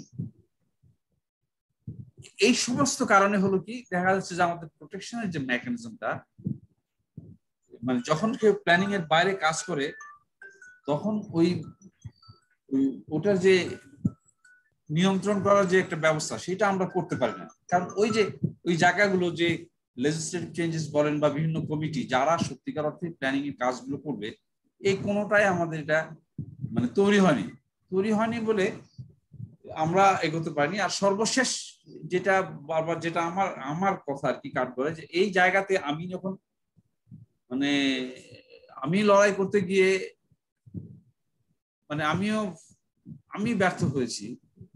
আমার জায়গা থেকে আমি যে কথাগুলো মানে যে কাজগুলো করার চেষ্টা করেছি, সেখানে হয়তো আমি একটা লেভেল পর্যন্ত হয়তো এটাকে প্রোটেকশন দিতে পেরেছি, একটা সময় গিয়ে এটা আর হয়নি মানে কি, সেটা একদম মানে আমাদেরকে ইগনোর করে যখন একজন লোক মানে সচেতন ভাবে আমার রুলস রেগুলেশনস এবং প্ল্যানিং গাইডলাইনকে অবজ্ঞা করে যখন কাজ করে, তখন সেটাকেও ঠেকানো খুব কঠিন ব্যাপার হয়ে যায়। অনেক আছে এখানে যে কাজগুলো করেছে সিডিএ দ্বারা অনুমোদিত না, সিডিএ অনুমোদন করে নাই, এমন অনেক কাজ এখানে হয়ে আছে।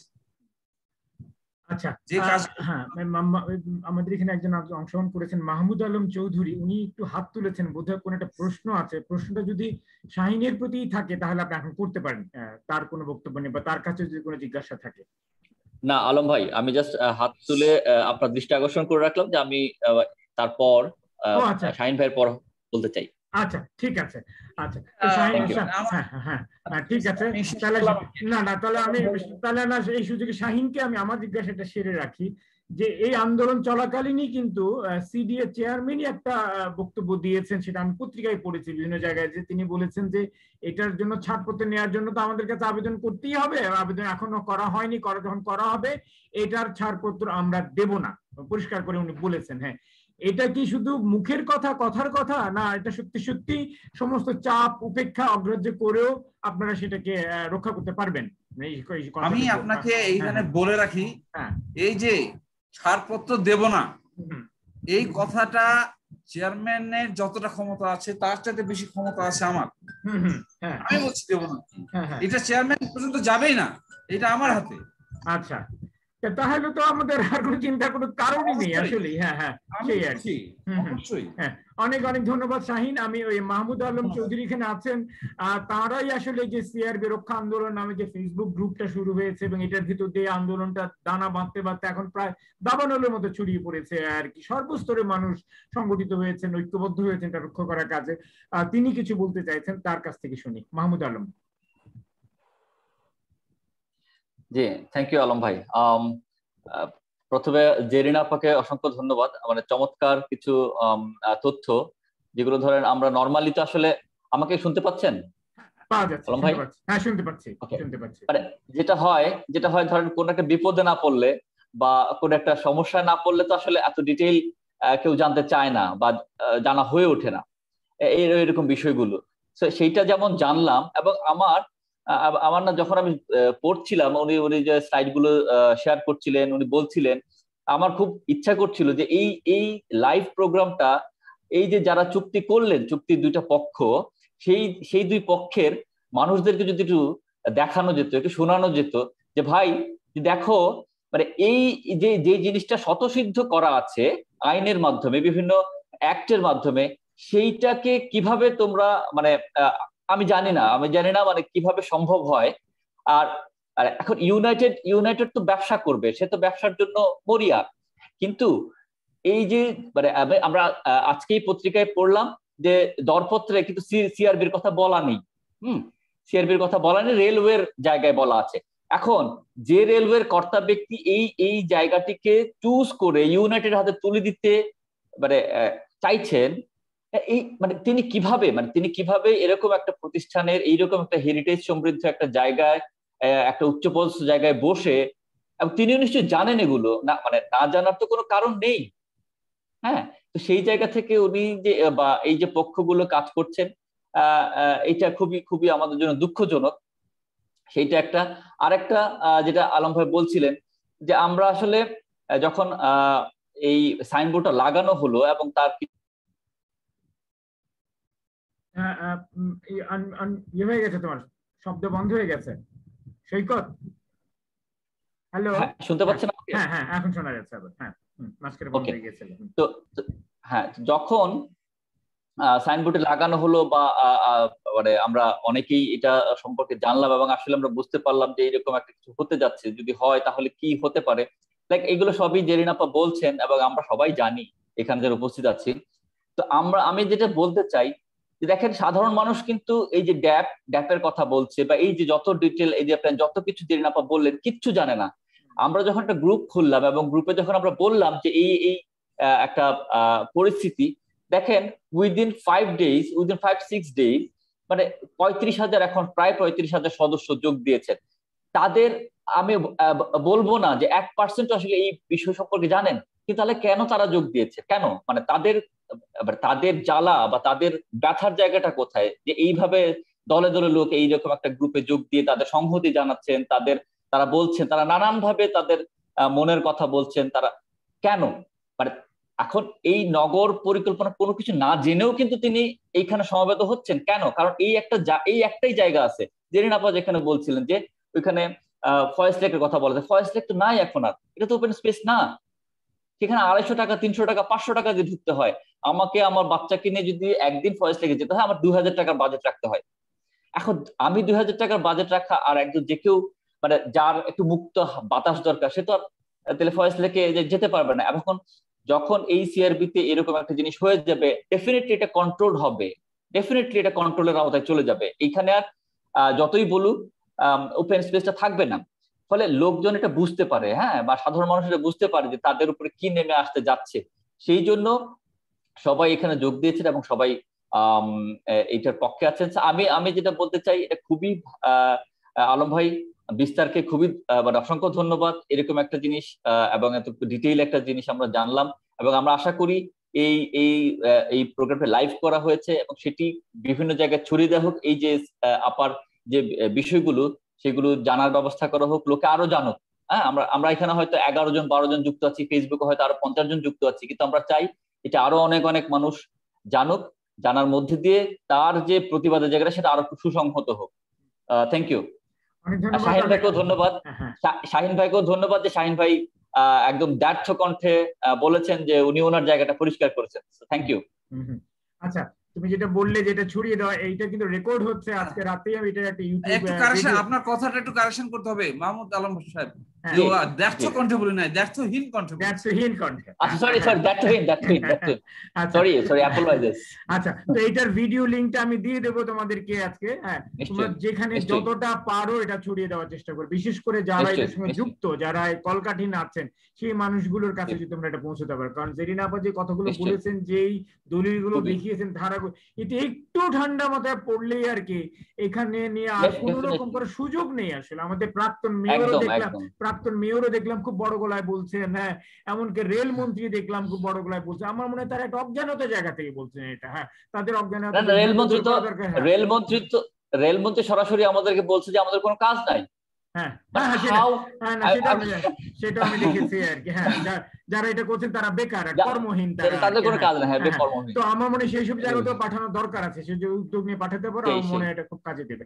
ঠিক আছে, এবার আর যারা আছেন আপনারা কেউ যদি কিছু বলতে চান, ডক্টর মঞ্জুরুল কিবরিয়ার কথা আমি শুনতে চাইবো, কানি কুমার দাস এবং আরো যারা আছেন প্রত্যেকেই যদি অংশগ্রহণ করেন, এবং জেরিনা আপার কাছে আরো যদি কোনো প্রশ্ন থাকে, জিজ্ঞাসা থাকে, প্লিজ আপনারা অংশগ্রহণ করুন। মনে হচ্ছে অস্ট্রেলিয়া থেকে মাহারিনা যোগদান করছে কি, ও এই সিআরপি নিয়ে কাজ করছে অনেক। আমি তো এখানে দেখতে পাচ্ছি না মাহারিনা কোনটা এখানে। আসসালামু আলাইকুম। আচ্ছা, কোন নামে? আচ্ছা, ওকে, হ্যাঁ এই মাত্র যুক্ত হয়েছে। ওকে, জাফরিন, হ্যাঁ, মাহারিনা জাফরিন, অনেক ভালো লাগলো দেখতে পেয়ে আর কি। প্লিজ গো হেড, আপনার বক্তব্য আমরা শুনি। না, আমি আসলে জেনাপার কথা শুনতে, আমি তো মাত্র জয়েন করলাম, আমি একটু শুনি আপনারা কতদূর আলোচনা করলেন। না, এটা তো আলোচনা শেষ হয়ে গেল, তো আপনি তো অনেক দেরি করে ফেলেছেন, এটা শেষ পর্যায়ে জানতে পারলাম আসলে। হ্যাঁ, পরে এটা দেখবে আর কি। হ্যাঁ, ইনশাআল্লাহ। এটা লাইভ প্রোগ্রাম চলছে, এখনো করা যাবে। এছাড়া এটা ইউটিউবেও থাকবে, আমাদের চ্যানেলেও থাকবে, বিস্তারের চ্যানেলেও থাকবে। তারপরে যদি কিছু সাধারণ ভাবে আপনার অভিজ্ঞতা থেকে সিআরবি নিয়ে কাজ করার অভিজ্ঞতা যদি কিছু কথা বলতে চান। হ্যাঁ, একটা জিনিস বলতে পারি, জানি না এটা আলোচনা হয়েছে কিনা। আমি লাস্ট 2019-এ সিআরবি তে বাংলাদেশ রেলওয়ের সাথে বেশ কয়েকবার যোগাযোগ করি। ওদের মানে পুরো রেলওয়ের যে চিটাগাং এর জায়গাগুলো আছে ওগুলো নিয়ে ওদের মানে কি চিন্তাধারা, ওপেন জায়গাগুলো যেগুলো মানুষ এখনো যেতে পারছে আর কি। তখন ওরা আমাকে বললো যে ওদের কিছু মাস্টার প্ল্যান হয়েছে, এবং ওরা মাস্টার প্ল্যানের কিরকম হলো বলে, ওরা ওদের তো অনেক জায়গা, এখন সবাই তো আসলে ওই জায়গাটাকে এখন বাংলাদেশ এটা ডেভেলপ করে কিছু টাকা আসবে বা একটু ফিনান্সিয়াল হেল্প হবে এই ধরনের চিন্তা ভাবনা করে ওদের তখনই কিছু বোধহয় ওখানে কমার্শিয়াল বিল্ডিং, হসপিটাল বা এই ধরনের প্রপোজাল গুলো ছিল। তো আমি তো তখন এটা নিয়ে পরে আমি শামসুল হোসেন স্যার, তারপরে শাহিন স্যারকেও বোধহয় বলছিলাম, জিনাপাকেও বলছিলাম এরকম মাস্টার প্ল্যান হচ্ছে। তো রেলওয়ের কাছে আমি বেশ কয়েকবার চাই মাস্টার প্ল্যানটা, কারণ আমি তো ওপেন স্পেস নিয়ে কাজ করছি চিটাগাংয়ের।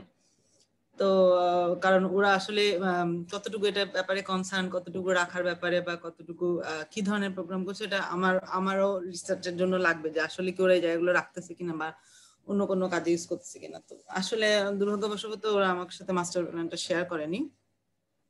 তবে আমি জানতাম যে আসলে ওরা ওদের জায়গাগুলোর মধ্যে বেশ কয়েকটা প্রপোজাল তৈরি করছে বেশ, কিন্তু আমি কনসার্ন ছিলাম এবং আমি জেনাপার সাথেও কথা বলছিলাম, জেনাপাকেও বলছিলাম যে জেনাপা মাস্টার প্ল্যানটা দিচ্ছে না, কিন্তু ওরা কোনো প্ল্যানিং করতেছে, এইটা আর কি।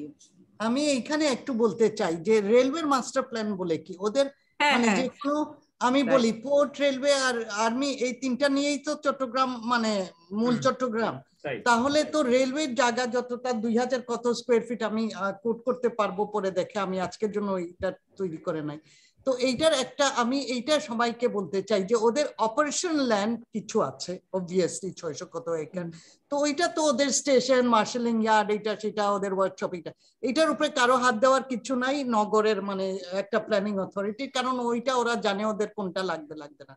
কিন্তু এছাড়া যে জায়গাগুলা ওদের নন অপারেশনাল ল্যান্ড যেটা, সেটা তো জনগণের জায়গায়, রেলওয়ে ইচ্ছা করলে যা ইচ্ছা তো করতে পারে না।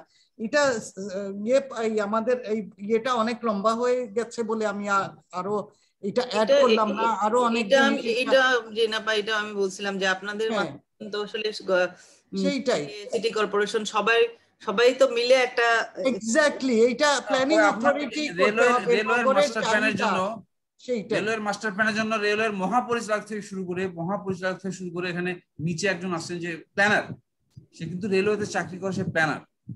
এই মাস্টার প্ল্যানের কথা আমি বহুবার বলছি, বহুবার। ওদের তো ওই সামর্থ্য নাই, they don't have a planning department. আলাপ করে বুঝলাম ওদের মাস্টার প্ল্যান বলতে কিছু প্রজেক্ট চিহ্নিত করা, কিছু জায়গা চিহ্নিত করা, কিছু প্রজেক্ট যেগুলো ওই যে পিপিপি অথবা এই যে এখন যেভাবে করছে ছাড়া কোনো কিছু নাই ওদের। সেইটাই চট্টগ্রামের মানুষ আমরা সবাই এর বিরুদ্ধে দাঁড়াতে হবে, কারণ এমইএস এমইএস আর এই পোর্ট এই তিনটা যদি ওদের মতো করে যা ইচ্ছা করে তাইলে চট্টগ্রামের আরো, কিন্তু this will make or break Chittagong. সেইটাই। ওকে, অন্যরা বলেন। কিন্তু কানু মনে হয় বলতে চাচ্ছে, কেউ যদি বলে আমি মাস্টার প্ল্যান করছি সেটা অবৈধ, অন্যায়, এবং সেটা কোনোভাবে না, জুডিশিয়াস কোনো কথা না সেটা।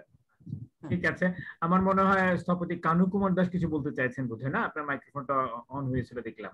জি, শুভ সন্ধ্যা স্যার, সবাইকে শুভ সন্ধ্যা। আসলে ম্যাডামের উপস্থাপনা দেখতেছিলাম, ম্যাডাম একটা জায়গায় শুরু করছেন, আমাকে যদি একটু বলার সুযোগ দেন আর কি বলবো, কারণ না বললে মনে হচ্ছে অনেক হয়তো চর্বিত চর্বণই হবে, আমার কথাগুলো পুনরায় ব্যক্ত হবে হয়তোবা। তারপরে মনে হচ্ছে এই ইস্যুতে কিছু না বললে মনে একটা শান্তি আসবে না। প্রথমে শাহিন স্যারকে ধন্যবাদ দিচ্ছি, ম্যাডামকে ধন্যবাদ দিচ্ছি। ম্যাডাম একটা জায়গায় বলেছেন যে যেটা অবশ্যই না, মানে এই জায়গায় সিআরবিতে একটা হসপিটাল অবশ্যই না, কিন্তু আমাদের দুর্ভাগ্য হলো সেটাকে হ্যাঁ বলার জন্য অনেকেই হ্যাঁ বলতেছে। মানে এর চেয়ে দুর্ভাগ্য হলো 2021 সালে মানে একটা গণতান্ত্রিক দেশে এটা আসলে সত্য দুর্ভাগ্য, আর কিছু বলার নেই। মানে যেখানে ম্যাডাম যে উপস্থাপনাটা দিয়েছেন, প্ল্যানিং এর বিভিন্ন দিক বিবেচনা করে, ড্যাব থেকে শুরু করে মাস্টার প্ল্যান থেকে শুরু করে, সেখানে এটা একেবারেই পরিষ্কার যে এখানে কি হবে কি হবে না। তারপরও আমাদের শুনতে হচ্ছে যে এখানে এই যে একটা পরিষ্কার জিনিসটা উপলব্ধ হওয়ার পরও যখন আমরা তারকে সত্যিকার জিনিসটা বের করে নিয়ে আসার জন্য আমাদের কিছু করতে হয়, তখন বুঝতে হবে আমাদের সমাজে কোনো জায়গায় সমস্যা আছে। এটা আমাদের সামাজিক একটা প্রবলেম, শুধুমাত্র প্ল্যানিং কিংবা আর্কিটেকচারের প্রবলেম না। কারণ আমরা যখন একটা বিল্ডিং করব, আমরা যখন একটা প্রজেক্ট করব, তার কতগুলো নিয়ম নীতি আছে। সেই নিয়ম নীতিগুলো কিন্তু আমরা সাধারণ জনগণের জন্য প্রযোজ্য করি। যেমন একটা প্রজেক্ট করতে গেলে আমি একটা বাড়ি বানাতে যাই, আমার নিজের জায়গা হলো সেটা সিডিএ থেকে অনুমোদন লাগে, তার গভর্নমেন্টের জায়গাটা সেটা অবশ্যই সিডিএ থেকে অনুমোদন লাগবে। আমার প্রাইভেট ল্যান্ড, আমি টাকা দিয়ে কিনেছি, একটা রাস্তার পাশে বাড়ি, নেট একেবারে পরিষ্কার জায়গা, সেখানে কি করব না করব সেটা গভর্নমেন্টকে জানাতে হয়। আবার গভর্নমেন্টের জায়গা বলতেছে এই কারণে সিআরবি কিন্তু সাধারণ জনগণের জায়গা। সিআরবি কেন, সমস্ত রেল স্টেশনগুলি সাধারণ জনগণের জায়গা, এই কথাটা আমরা বলতে ভুলে যাই।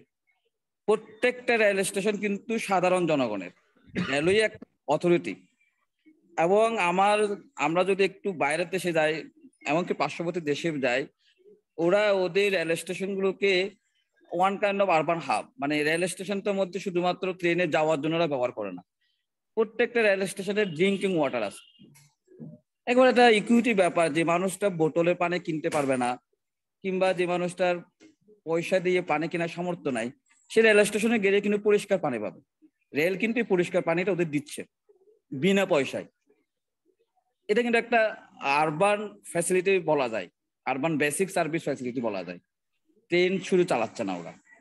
আমরা কিন্তু ওই জায়গা থেকে সরে গিয়ে আমাদের একটা রেল স্টেশন কথা চিন্তা করেন, ট্রেন আসলো, ট্রেন চলে গেল, এরপর কিন্তু আর কোনো অ্যাক্টিভিটি নেই রেল স্টেশনে। আমরা সিআরবি নিয়ে কথা বলতেছি, রেলওয়ে প্রজেক্ট নিয়ে, স্যার নাকি একজন বললো যে ওদের কোনো কাজ নাই। প্রত্যেকটা রেল স্টেশনকে উজ্জীবিত করা কিন্তু সময় এখনো আছে। প্রত্যেকটা রেল স্টেশন কিন্তু একটা আরবান হাব হতে পারে। আমরা তো ছোটবেলায় সেটা দেখছি। মানে এই যে কাজ নাই বলা হচ্ছে ঠিক না, আমি আর কথা বাড়াবো না। কাজ নাই বলেছেন উনি, যে যারা এটার প্রতিবাদ করছে, আন্দোলন করছে, তাদের নাকি কোনো কাজ নাই, সেটা তিনি বলেছেন। সেটা তো ওটা তো দুর্ভাগ্য। আমি বললাম না, এটা তো পরিষ্কার ম্যাডাম পরিষ্কার করছেন। আচ্ছা, মানে রেলের কিন্তু আরবানের সবচেয়ে বেশি দায়িত্ব কিন্তু রেলওয়ে, আরবান মানুষের ফ্যাসিলিটি করা। এবং একটা কথা বলি, এই জায়গায় ওনারা সাধারণ মানুষের কথা চিন্তা করতে গিয়ে যদি হাসপাতালটাই নিয়ে আসেন, এবং সেটাকে অ্যাজ পার রুলস রেগুলেশনের এগেনস্টে গিয়ে তারা আমরা কি বলবো আর বলেন, এটা তো দুর্ভাগ্য ছাড়া কিছুই না। আমি লাস্টে শেষ করতেছি, আমরা সিআরবি তে পড়ে থাকলে হবে না। আমাদের একটা রিকোয়েস্ট, আমরা সিআরবি নিয়ে কথা বলবো, আমরা প্রবর্তক নিয়ে কথা বলবো, আমরা ফ্লাইওভার নিয়ে কথা বলবো, আমরা স্টেডিয়াম ওপেন পার্ক নিয়ে কথা বলবো। আমাদের বক্তব্য হলো সিআরবি ইস্যু ধরে আমাদের একটা যেরকম সিটি বিউটিফুল মুভমেন্ট হয়েছিল, গার্ডেন সিটি মুভমেন্ট হয়েছিল আগেকার দিনে, আমাদের এখন চিটাগং এর সিটি বিউটিফুল মুভমেন্ট দরকার। সেটাই আমার মুভমেন্ট বলতে আরবান স্মার্ট সিটি মুভমেন্ট দরকার, যেখানে সমস্ত কোনো কিছু করতে গেলেই একটা রুলস রেগুলেশনের মাধ্যমে যেন হয়, নিশ্চয়ই গভর্নমেন্ট যেন গভর্নমেন্টকে সম্মান করে। এটুকুই আমার বক্তব্য। অনেক অনেক ধন্যবাদ। আচ্ছা, জাফরিন কিছু বলতে চাইছেন বলে ফেলুন, এরপর আমরা ডক্টর মঞ্জুরুল কিবরিয়া এবং মিনহাজুল আবিদিন আপনাদের কাছে আসতে চাই। এখানে আসলে আমি যেটা বলি যে প্রথম হচ্ছে রেলওয়ে হচ্ছে যোগাযোগ মন্ত্রণালয়ের আন্ডারে, এবং যতই এটা অফিসিয়ালি তারা সিডি এর কাছে অনুমোদন নেওয়ার কথা মানে নিতে মনে করে না, তবে এটা কিন্তু ঠিক যে বাংলাদেশ সরকারেরই একটা স্থাপত্য অধিদপ্তর আছে, প্ল্যানিং ডিপার্টমেন্ট আছে। সো যে মাস্টার প্ল্যানই করুক, আমার তো মনে হয় সেন্ট্রালি সেটা অ্যাপ্রুভ হওয়ার একটা ব্যাপার আছে, যেটা আমরা প্ল্যানিং ডিপার্টমেন্টের হেল্প নিতে পারি, স্থাপত্য অধিদপ্তরের হেল্প নিতে পারি। আর আরেকটা ব্যাপার মনে হচ্ছে যে হসপিটাল মানে হসপিটাল বানানোর দায়িত্বটা তো আসলে জানি না, রেলওয়ের তো আসলে হসপিটাল বানানোর রেসপন্সিবিলিটি নাই আসলে। হ্যাঁ, এটা তো ওদের রেসপন্সিবিলিটি পড়ে না, এইটা একটা ব্যাপার। আর সিডিএ একটা চুক্তি করছিল রেলওয়ের সাথে, যখন আমরা সিআরবি ডেভেলপমেন্ট করার চিন্তা করি তখন সিডিএ একটা বলছিল যে এই জায়গাটা উন্মুক্ত এবং সিডিএর প্ল্যান অনুযায়ী এটা আর কি। তো ওরা হয়তো বা ওরা আউটসোর্সিং করছে, জেনা ম্যাডাম যেটা বলছিলেন সেটাও আমি ওদেরকে জিজ্ঞেস করছিলাম, তো ওরা বললো আমরা আউটসোর্সিং করে মাস্টার প্ল্যান করছি। তো যেভাবেই করুক, কিন্তু কারোর কাছে না কারোর কাছে সবার মাস্টার প্ল্যানই তো একজনের না একজনের কাছ থেকে আসলে অনুমোদন নিতে হবে, এটাই বলতে চাচ্ছি। ঠিক আছে, অনেক ধন্যবাদ। জি কিবরিয়া ভাই, আপনি যদি কিছু বলতেন। জি, আসসালামু আলাইকুম। শোনা যাচ্ছে আমাকে? হ্যাঁ, ঠিক শোনা যাচ্ছে। আমি প্রথমেই বিস্তারকে অনেক অনেক ধন্যবাদ জানাচ্ছি আমাদের চট্টগ্রামের এইটা একটা বার্নিং ইস্যু নিয়ে আজকে একটা ওয়েবিনার আয়োজন করার জন্য। আসলে আমি কোনো বক্তব্য দিতে আসিনি, আমি জাস্ট আপনাদের যে সোশ্যাল মিডিয়াতে আপনাদের যেই ইয়াটা দেখলাম এবং ওখানে দেখলাম পেপারটা প্রেজেন্ট করবেন আমাদের শ্রদ্ধেয় জেরিনা আপা, এবং ওইটা দেখেই আমি আসলে চিন্তা করলাম না একটু ঢুকেই আমাদের যে কয়েকজন শ্রদ্ধাভাজন আছেন চট্টগ্রাম নিয়ে চিন্তা করেন, চট্টগ্রামের আরবান প্ল্যানিং নিয়ে চিন্তা করেন, এর মধ্যে জেরিনা আপা একজন, ওনার কথা ওনার বক্তব্যটা শোনার জন্য আসলে আমি ঢুকেছি এখানে, এবং ফেসবুকে লাইভ হলে জানলে হয়তো ফেসবুকেই শুনতাম। আচ্ছা, যাই হোক, আমি এই মুহূর্তে আপনাদের যে টাইটেল, ওই টাইটেল দেখে আমি আসলে একজনের কথা খুবই মনে পড়ছে। এটা হচ্ছে আমাদের কয়েকদিন আগে আমাদের ছেড়ে চলে যাওয়া চট্টগ্রাম নিয়ে চিন্তা করতেন শামসুল হোসেন, ডক্টর শামসুল হোসেন, ওনার আমি শ্রদ্ধার সাথে আমি স্মরণ করছি। এই ধরনের এই রিলেটেড আমাদের হিস্ট্রিক্যাল যে কোনো বিষয় আসলে কিন্তু ওনার কথায় আমরা একমাত্র চিন্তা করতে পারি। তো আমি সাথে সাথে জেরিনা আপার যখন এই ধরনের বিষয়ের উপর বক্তব্য দিবেন, ওই জন্য আমি আসলে প্রবেশ করি এখানে। তো আমি অত্যন্ত সমৃদ্ধ হয়েছি আপনার বক্তব্য, এবং চমৎকার, অসম্ভব তথ্যবহুল। উনি এমন কোনো সাইট এখানে রাখেন নাই, উনি উপস্থাপন করেন নাই। উনি আরবান প্ল্যানিং থেকে শুরু করে লিগ্যাল সাইট থেকে শুরু করে উনি পরিবেশ থেকে শুরু করে সবগুলো বিষয়ে উনি উপস্থাপন করেছেন। চমৎকার একটা প্রেজেন্টেশন ছিল, আমি নিজে ব্যক্তিগতভাবে খুবই সমৃদ্ধ হয়েছি। আমি শুধুমাত্র আমি যেহেতু পরিবেশ নিয়ে বা জীববৈচিত্র্য নিয়ে কাজ করি, আমি আমার যেই মতামতটা আমি তুলে ধরতে চাই। আপা অনেকগুলো বলে দিয়েছেন। আমি যেটা বিশ্বাস করি, আমি এই সিআরবিকে আমি আমার দৃষ্টিতে আমি একটা ওপেন স্পেস হিসেবে দেখি। হ্যাঁ, কারণ আমরা বিশ্বের যতগুলো বাসযোগ্য শহর আছে, বড় বড় শহর আছে, প্রত্যেকটা শহর এস্টাবলিশডের জন্য 20 to 30% কিন্তু ওপেন স্পেস থাকতে হবে। এটা কিন্তু যে কোনো বাসযোগ্য শহরের জন্য একটা অবশ্যই করণীয়। হ্যাঁ, আরেকটা হচ্ছে সিওয়ারেজ সিস্টেম থাকতে হবে। আমাদের সিওয়ারেজ সিস্টেমও নাই, আমাদের হোয়াইট রোডও নাই, আমাদের বাসযোগ্য ওপেন স্পেস জন্য। আমরা যদি গুগল আর্থে যদি যাই, এখন আমরা গুগল আর্থে দেখলেই পুরা চট্টগ্রাম শহরটা কিন্তু একটা সিমেন্টেড, অর্থাৎ সব বিল্ডিং, শুধুমাত্র একটুকু জায়গা সবুজ আছে, সেটা হচ্ছে সিআরবি। হ্যাঁ, একটুকু জায়গা আমাদের শুধু সবুজ আছে। সুতরাং এটাকে আমি আমার যেই একাডেমিক দৃষ্টিকোণ থেকে যদি আমি দেখি, এই কেন এই ওপেন স্পেস দরকার একটা শহরের জন্য। একটা শহরের জন্য ওপেন স্পেস দরকার প্রথমত হচ্ছে পলিউশন কন্ট্রোলের জন্য।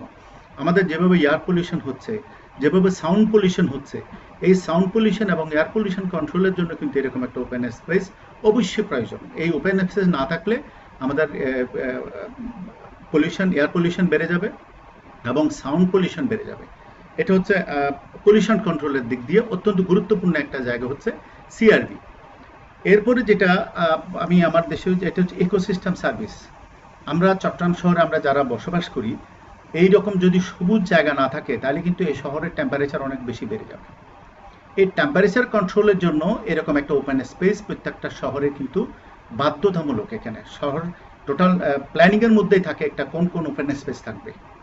এই ওপেন স্পেস কেন, আমি সেটাই জাস্ট একটু আলোচনা করছি। ওপেন স্পেস এটা অক্সিজেন প্রোডাকশনের জন্য এরকম একটা ওপেন স্পেস দরকার। অক্সিজেন প্রোডাকশন কি করবে, সেটা আমার বাতাসের যে অক্সিজেন যে টেম্পারেচার, সেই টেম্পারেচারটা কন্ট্রোল করবে এবং আমাদেরকে অক্সিজেন সরবরাহ করবে। এরকম যদি ওপেন স্পেস না থাকে তাহলে শহরে কিন্তু টেম্পারেচার অনেক বেশি বেড়ে যাবে, হ্যাঁ, অর্থাৎ শহরটার বাসযোগ্যতা হারাবে। এটা একটা বিষয়। এরপর আসছে গ্রাউন্ড ওয়াটার। আমাদের যেভাবে গ্রাউন্ড ওয়াটার আমরা উত্তোলন করি, এই যে আমরা টোটাল যে বিল্ডিংগুলো তৈরি করছি, ওই প্রত্যেকটা বিল্ডিংয়ের কিন্তু কোনো ওপেন স্পেস নাই এখানে গ্রাউন্ড ওয়াটার ডিসচার্জ হওয়ার জন্য। হ্যাঁ, এরকম মানে ওপেন স্পেস রাখা হয় শুধুমাত্র গ্রাউন্ড ওয়াটার রিসার্চ হওয়ার জন্য। এই জন্য কিন্তু আমাদের এই ধরনের ওপেন স্পেস দরকার আছে। এরপরে আসছে অ্যাস্থেটিক এবং কালচারাল আর্টটা, যেটা রিক্রিয়েশনাল ভ্যালু, এইটার জন্য কিন্তু আমাদের প্রত্যেকটা শহরে একটা ওপেন স্পেস দরকার আছে। যেমন এখানে প্রত্যেক যে এই যে আমরা প্রতিদিন সকালে যে দেখি যারা পঞ্চাশুদ্ধ, যারা একটু বার্ধক্যে যায়, যারা মর্নিং ওয়াক করার জন্য একটা স্পেস খুঁজে, চট্টগ্রামের মধ্যে কিন্তু দ্বিতীয় কোনো স্পেস নেই আর সিআরবি ছাড়া। এবং যারা একটু স্বাস্থ্য সচেতন বা অনেকেই ডায়াবেটিস, এখন আমাদের প্রচুর 60% মানুষের ডায়াবেটিস, হ্যাঁ, তাদের যে সকালে একটু হাঁটা, এটার জন্য একটা ওপেন স্পেস দরকার। অন্য কোথাও আমাদের চট্টগ্রাম শহরে আসলে ওপেন স্পেস নাই। আর এখানে যে আপা অন্যান্য বিষয়গুলো অবশ্যই আপা বলছেন, এইখানে কালচারাল প্রোগ্রামগুলো হয়, এখানে মানুষের রিক্রিয়েশনাল যে ভ্যালু, মানুষের যেই একটা মনস্তাত্ত্বিক, আমরা এখন জানি আমরা প্যান্ডেমিক সিচুয়েশনে ঘরে বসে থেকে আমরা কীভাবে যে মেন্টাল ট্রমার মধ্যে আছি, এরকম একটা ওপেন স্পেসে যদি ঘন্টাখানিক হাঁটতে পারে তাহলে কিন্তু এই যে মেন্টাল ট্রমা, এগুলো কিন্তু অনেকটা রিলিজ হয়। এই সমস্ত বিষয়ে আসলে আমাদের একটা অবশ্যই প্রত্যেক শহরে একটা ওপেন স্পেস দরকার। আমাদের এখানে একজন বলে গেছেন, আসলে আমাদের এখন আন্দোলন করতে হবে, যারা চট্টগ্রাম শহরে আমরা বসবাস করছি, আমাদের ভবিষ্যৎ প্রজন্ম বসবাস করবে, আমাদের আন্দোলন করা উচিত এখন একটা স্পেসিফিক ওপেন স্পেস রাখার জন্য। হ্যাঁ, এই কারণগুলো, নাহলে এই শহরকে যদি বাসযোগ্য করতে হয় আমাদের অবশ্যই ওপেন স্পেস দরকার। আর অন্যান্য বিষয়গুলো তো আপা চমৎকার বাবু ফুটে উঠেছেন। আর লিগেল একটা সাইড আমি শুধু আপাকে একটু নোট নেওয়ার জন্য বলবো, সেটা হচ্ছে আমাদের সিবিডির যেটা আমরা সিবিডির যে সিগনেটারি হিসেবে, পার্টি হিসেবে আমাদের রাষ্ট্র 1992-তে আমাদের সিবিডির সিগনেটারি রাষ্ট্র, সেই সিবিডির পার্টি হিসেবে আমাদের সংবিধানের 18 ক ধারায় জীববৈচিত্র্য সংরক্ষণের কথা বলা হয়েছে এবং এটা একটা ইন্টারন্যাশনাল অব্লিগেশন সিবিডির। যেহেতু আমরা পার্টি, সুতরাং এই ক্ষেত্রে আমাদের এইটার জীববৈচিত্র্য সংরক্ষণ করা, ইকোসিস্টেম সংরক্ষণ করা, এটা কিন্তু অবশ্যই আমাদের দায়িত্ব। এবং এসডিজিতেও এটা একটা বিষয় আছে, যেমন এটা এখন ইকোসিস্টেম রেস্টোরেশন ডিকেড চলছে 2021 to 2030, এদিক দিয়েও কিন্তু আমরা একটা ইন্টারন্যাশনাল অব্লিগেশনের মধ্যে আছি। আমি জাস্ট এই বিষয়গুলো আপনাকে একটু স্মরণ করিয়ে দিচ্ছি। অনেক অনেক ধন্যবাদ, অত্যন্ত ভালো লাগলো। সিবিডিটা কি? সেন্ট্রাল বিজনেস ডিস্ট্রিক্ট, সিবিডিটা কি? সিবিডি এটা হচ্ছে কনভেনশন অন বায়োলজিক্যাল ডাইভার্সিটি। ও আচ্ছা, কনভেনশন অন বায়োলজিক্যাল ডাইভার্সিটি, যে সিবিডির জন্যই আমাদেরকে কিন্তু সংবিধানের 18 খ ধারাতে এই যে জীববৈচিত্র্য সংরক্ষণ এবং এটাকে সংবিধানের 18 খ ধারায় সংযুক্ত করা হয়েছে। হ্যাঁ, এটা একটা সাংবিধানিক বাধ্যবাধকতা আমাদের এই যে সিআরবি কনজার্ভ করা। সাংবিধানিক বাধ্যবাধকতার মাধ্যমে যখন এইটা সংরক্ষণের জন্য যখন এটা প্রয়োগ করতে যাবে, তখন কিন্তু ওরা মাস্টার প্ল্যানকেই গ্রাউন্ড হিসেবে, মানে বেস হিসেবে দেখবে। মাস্টার প্ল্যানে যে কথাগুলো বলা আছে ওই সিবিডি কিন্তু ওইটাকে অনুসরণ করে এই নিষেধাজ্ঞাটা কিন্তু আরোপ করবে। সেই হিসেবে আমাদের মাস্টার প্ল্যান যদি না থাকতো তখন হয়তো সিডিবির প্রয়োগের জায়গা থাকতো না। এইটার দিক থেকে আমাদের প্রোটেকশন কিন্তু মোর প্রোটেকশন কিন্তু মাস্টার প্ল্যানটা। আমি একই সাথে আমি শাহিন ভাইকে অভিনন্দন জানাচ্ছি। ওনার যে দীপ্ত কণ্ঠে শুনছি আমরা কিন্তু অনেকটা আশান্বিত হই। আমরা সিআরবি সংরক্ষিত হবে এটাই আমরা আশান্বিত। আমি আপনাকে অনেক অনেক ধন্যবাদ জানাচ্ছি শাহিন ভাই। আমরা আমাদের অনুষ্ঠান মোটামুটি শেষ পর্যায়ে চলে এসেছি। আচ্ছা, জুমে আর যারা আছেন তারা যদি কেউ কিছু বলতে চান এখন একটু বলতে পারেন, তা নইলে আমি আমাদের লাইভে কিছু মন্তব্য এসেছে সেগুলো একটু পড়ে শোনাবো আপনাকে, এবং সেখান থেকে যদি কিছু আলোচনা করা যায় আর কি। আর কেউ কিছু বলবেন? শাহরিয়ার আহমেদ আছেন এখানে, মাহি আবরার, মিনহাজুল আবেদিন কার্ড দেখছেন, ওদের চলে গেছেন মনে হয় আর কি। যদি কেউ কিছু বলতে চান এখন বলতে পারেন। আচ্ছা, আমি লাইভে আমি দেখতে পাচ্ছি আমাদের স্থপতি ফারুক আহমেদ, উনি দেখছেন, উনি একটা মন্তব্য করেছেন আপার কাছে যে জেরিন আপা যে সমস্ত আইন ও বিধিনিষেধ আছে তা পত্রিকায় প্রকাশ করে জনসাধারণের কাছে তুলে ধরতে হবে। তিনি একটা পরামর্শ দিয়েছেন, অনেক জনসাধারণ জানে না হয়তো বিষয়টা। আরেকজন স্থপতি আপনারই সহপাঠী হোসনে আরা রহমান লিখেছেন ওয়েল এক্সপ্লেইনড। এই এক্সপ্লেনেশনটা আসলে দরকার ছিল, এইভাবে ঠিক মানে ধারাবাহিক ভাবে বা ধাপে ধাপে সেইভাবে ব্যাখ্যা করা হয়নি, মানে বিচ্ছিন্ন ভাবে এসছে। আজকে একসঙ্গে আমরা ধারাবাহিকভাবে পেলাম ব্যাপারটা। আলমগীর হক স্বপন আমাদের বন্ধু বিলেতবাসী, সে অনেক কটাই মন্তব্য করেছে, আমি দ্রুত পড়ে শোনাচ্ছি। আসলে আমাদের হিস্টোরিক্যাল প্রিজার্ভেশনের আওতায় বৃক্ষ নিকেতন, পাহাড় পর্বত, এমনকি শহরের ভেতরের প্রকৃতি সংরক্ষণের জন্য অন্তর্ভুক্ত করতে হবে। তিনি আরো বলছেন আমাদের স্থপতিদের সঙ্গে ডিসিশন মেকারদের নিবিড় ভাবে একটা প্রায়োগিক যোগসূত্র থাকার প্রয়োজন। এটা কৌশলগত একটা পরামর্শ দিয়েছেন, এটা ব্যক্তিগত কারণে আমাদের মনে গড়ে তোলা দরকার। তিনি আবারও বলেছেন জেরিন আপার সারগর্ভ আলোচনা এবং নগর পরিপালনের নানা দিক তুলে ধরেছেন, তার ভূমিকার জন্য আন্তরিক ধন্যবাদ। আমাদের এখানে যে মূকাভিনয় কর্মী আছেন, বিশিষ্ট প্যান্টোমাইম থিয়েটারের প্রতিষ্ঠাতা রিজওয়ান রাজন, উনি বলছেন আমাদের কি দুর্ভাগ্য যেখানে প্রচলিত আইনেই এই স্থাপনা নির্মাণকে পারমিট করে না, অথচ তা নিয়ে আন্দোলন করতে হচ্ছে। তো এই আপাতত আমরা এই কটা মন্তব্যই পেয়েছি, দেখছেন আরো অনেকে লাইক জানিয়েছেন। তো আমি মনে করি সবগুলোকে মিলিয়ে যদি জেরিন আপা কোনো একটা উপসংহার মন্তব্য রাখতে চান, সেটার ভিতর দিয়ে আমরা আমাদের অনুষ্ঠান শেষ করবো আজকে। না, আমি তো মানে বললাম তো এইগুলার পরে এই যে কিবরিয়া সাহেব মনে হয় বলছেন যে মানুষজন না বলেছেন যে আগে যে মাহমুদ যে মানুষজন এই আমাদের পরিকল্পনা দলিলে কি আছে না আছে এগুলা না জেনেও কিন্তু মানুষজন প্রোটেস্ট করছে। আর এই জিনিসে পরিকল্পনা দলিলগুলো আমার প্ল্যানিং ডকুমেন্টস যেগুলা পাশ করা, যেগুলা গৃহীত হয়ে গেছে, একটা পরিকল্পনাবিদ কি করে মানুষের মানে জনমানুষের জন্যই তো করে, কারণ একটা মার্কেট ইকোনমি জনমানুষের কথা সমতার জায়গায় ন্যায় বিচারের জায়গাগুলা সলভ করতে পারে না কিংবা প্রাধান্য দেয় না। তো ওইখানেই তো আরবান প্ল্যানার্সরা ঢুকে জনপরিসর গুলা ঠিক করার জন্য, জনগণের সমতার জায়গাটা ঠিক করার জন্য। তাইলে মানুষজন তো অলরেডি রিয়েলাইজ করেছে এই জিনিসগুলা, এইগুলাই তো প্ল্যানিং ডকুমেন্টে আছে। সো এইগুলাই তো আইন। এর মধ্যে এই যে হাজার কথা আমি লিখতে পারতাম, এই হাসপাতাল হলে এই হবে এই হবে এই হবে, এটা তো পরের কথা। আগে তো এখানে হাসপাতাল হবেই না, কারণ this is non compatible, incompatible, অসামঞ্জস্যপূর্ণ ডেভেলপমেন্ট, যেটাকে একদম সোজা কথায় যে একটু আগে যে বললো যে আমার জমি আমার হতে পারে, একটা ডেমোক্রেটিক পলিটিক্যাল সিস্টেমেও জমি you have the right to own land, কিন্তু you do not have the right to use it in a way you want. এটা যে কোনো একটা গণতান্ত্রিক রাষ্ট্রেও কন্ট্রোলড হয়। তো এই তো কার মাধ্যমে কন্ট্রোলড হয়? যে প্ল্যানিং ডকুমেন্টস এর মাধ্যমে।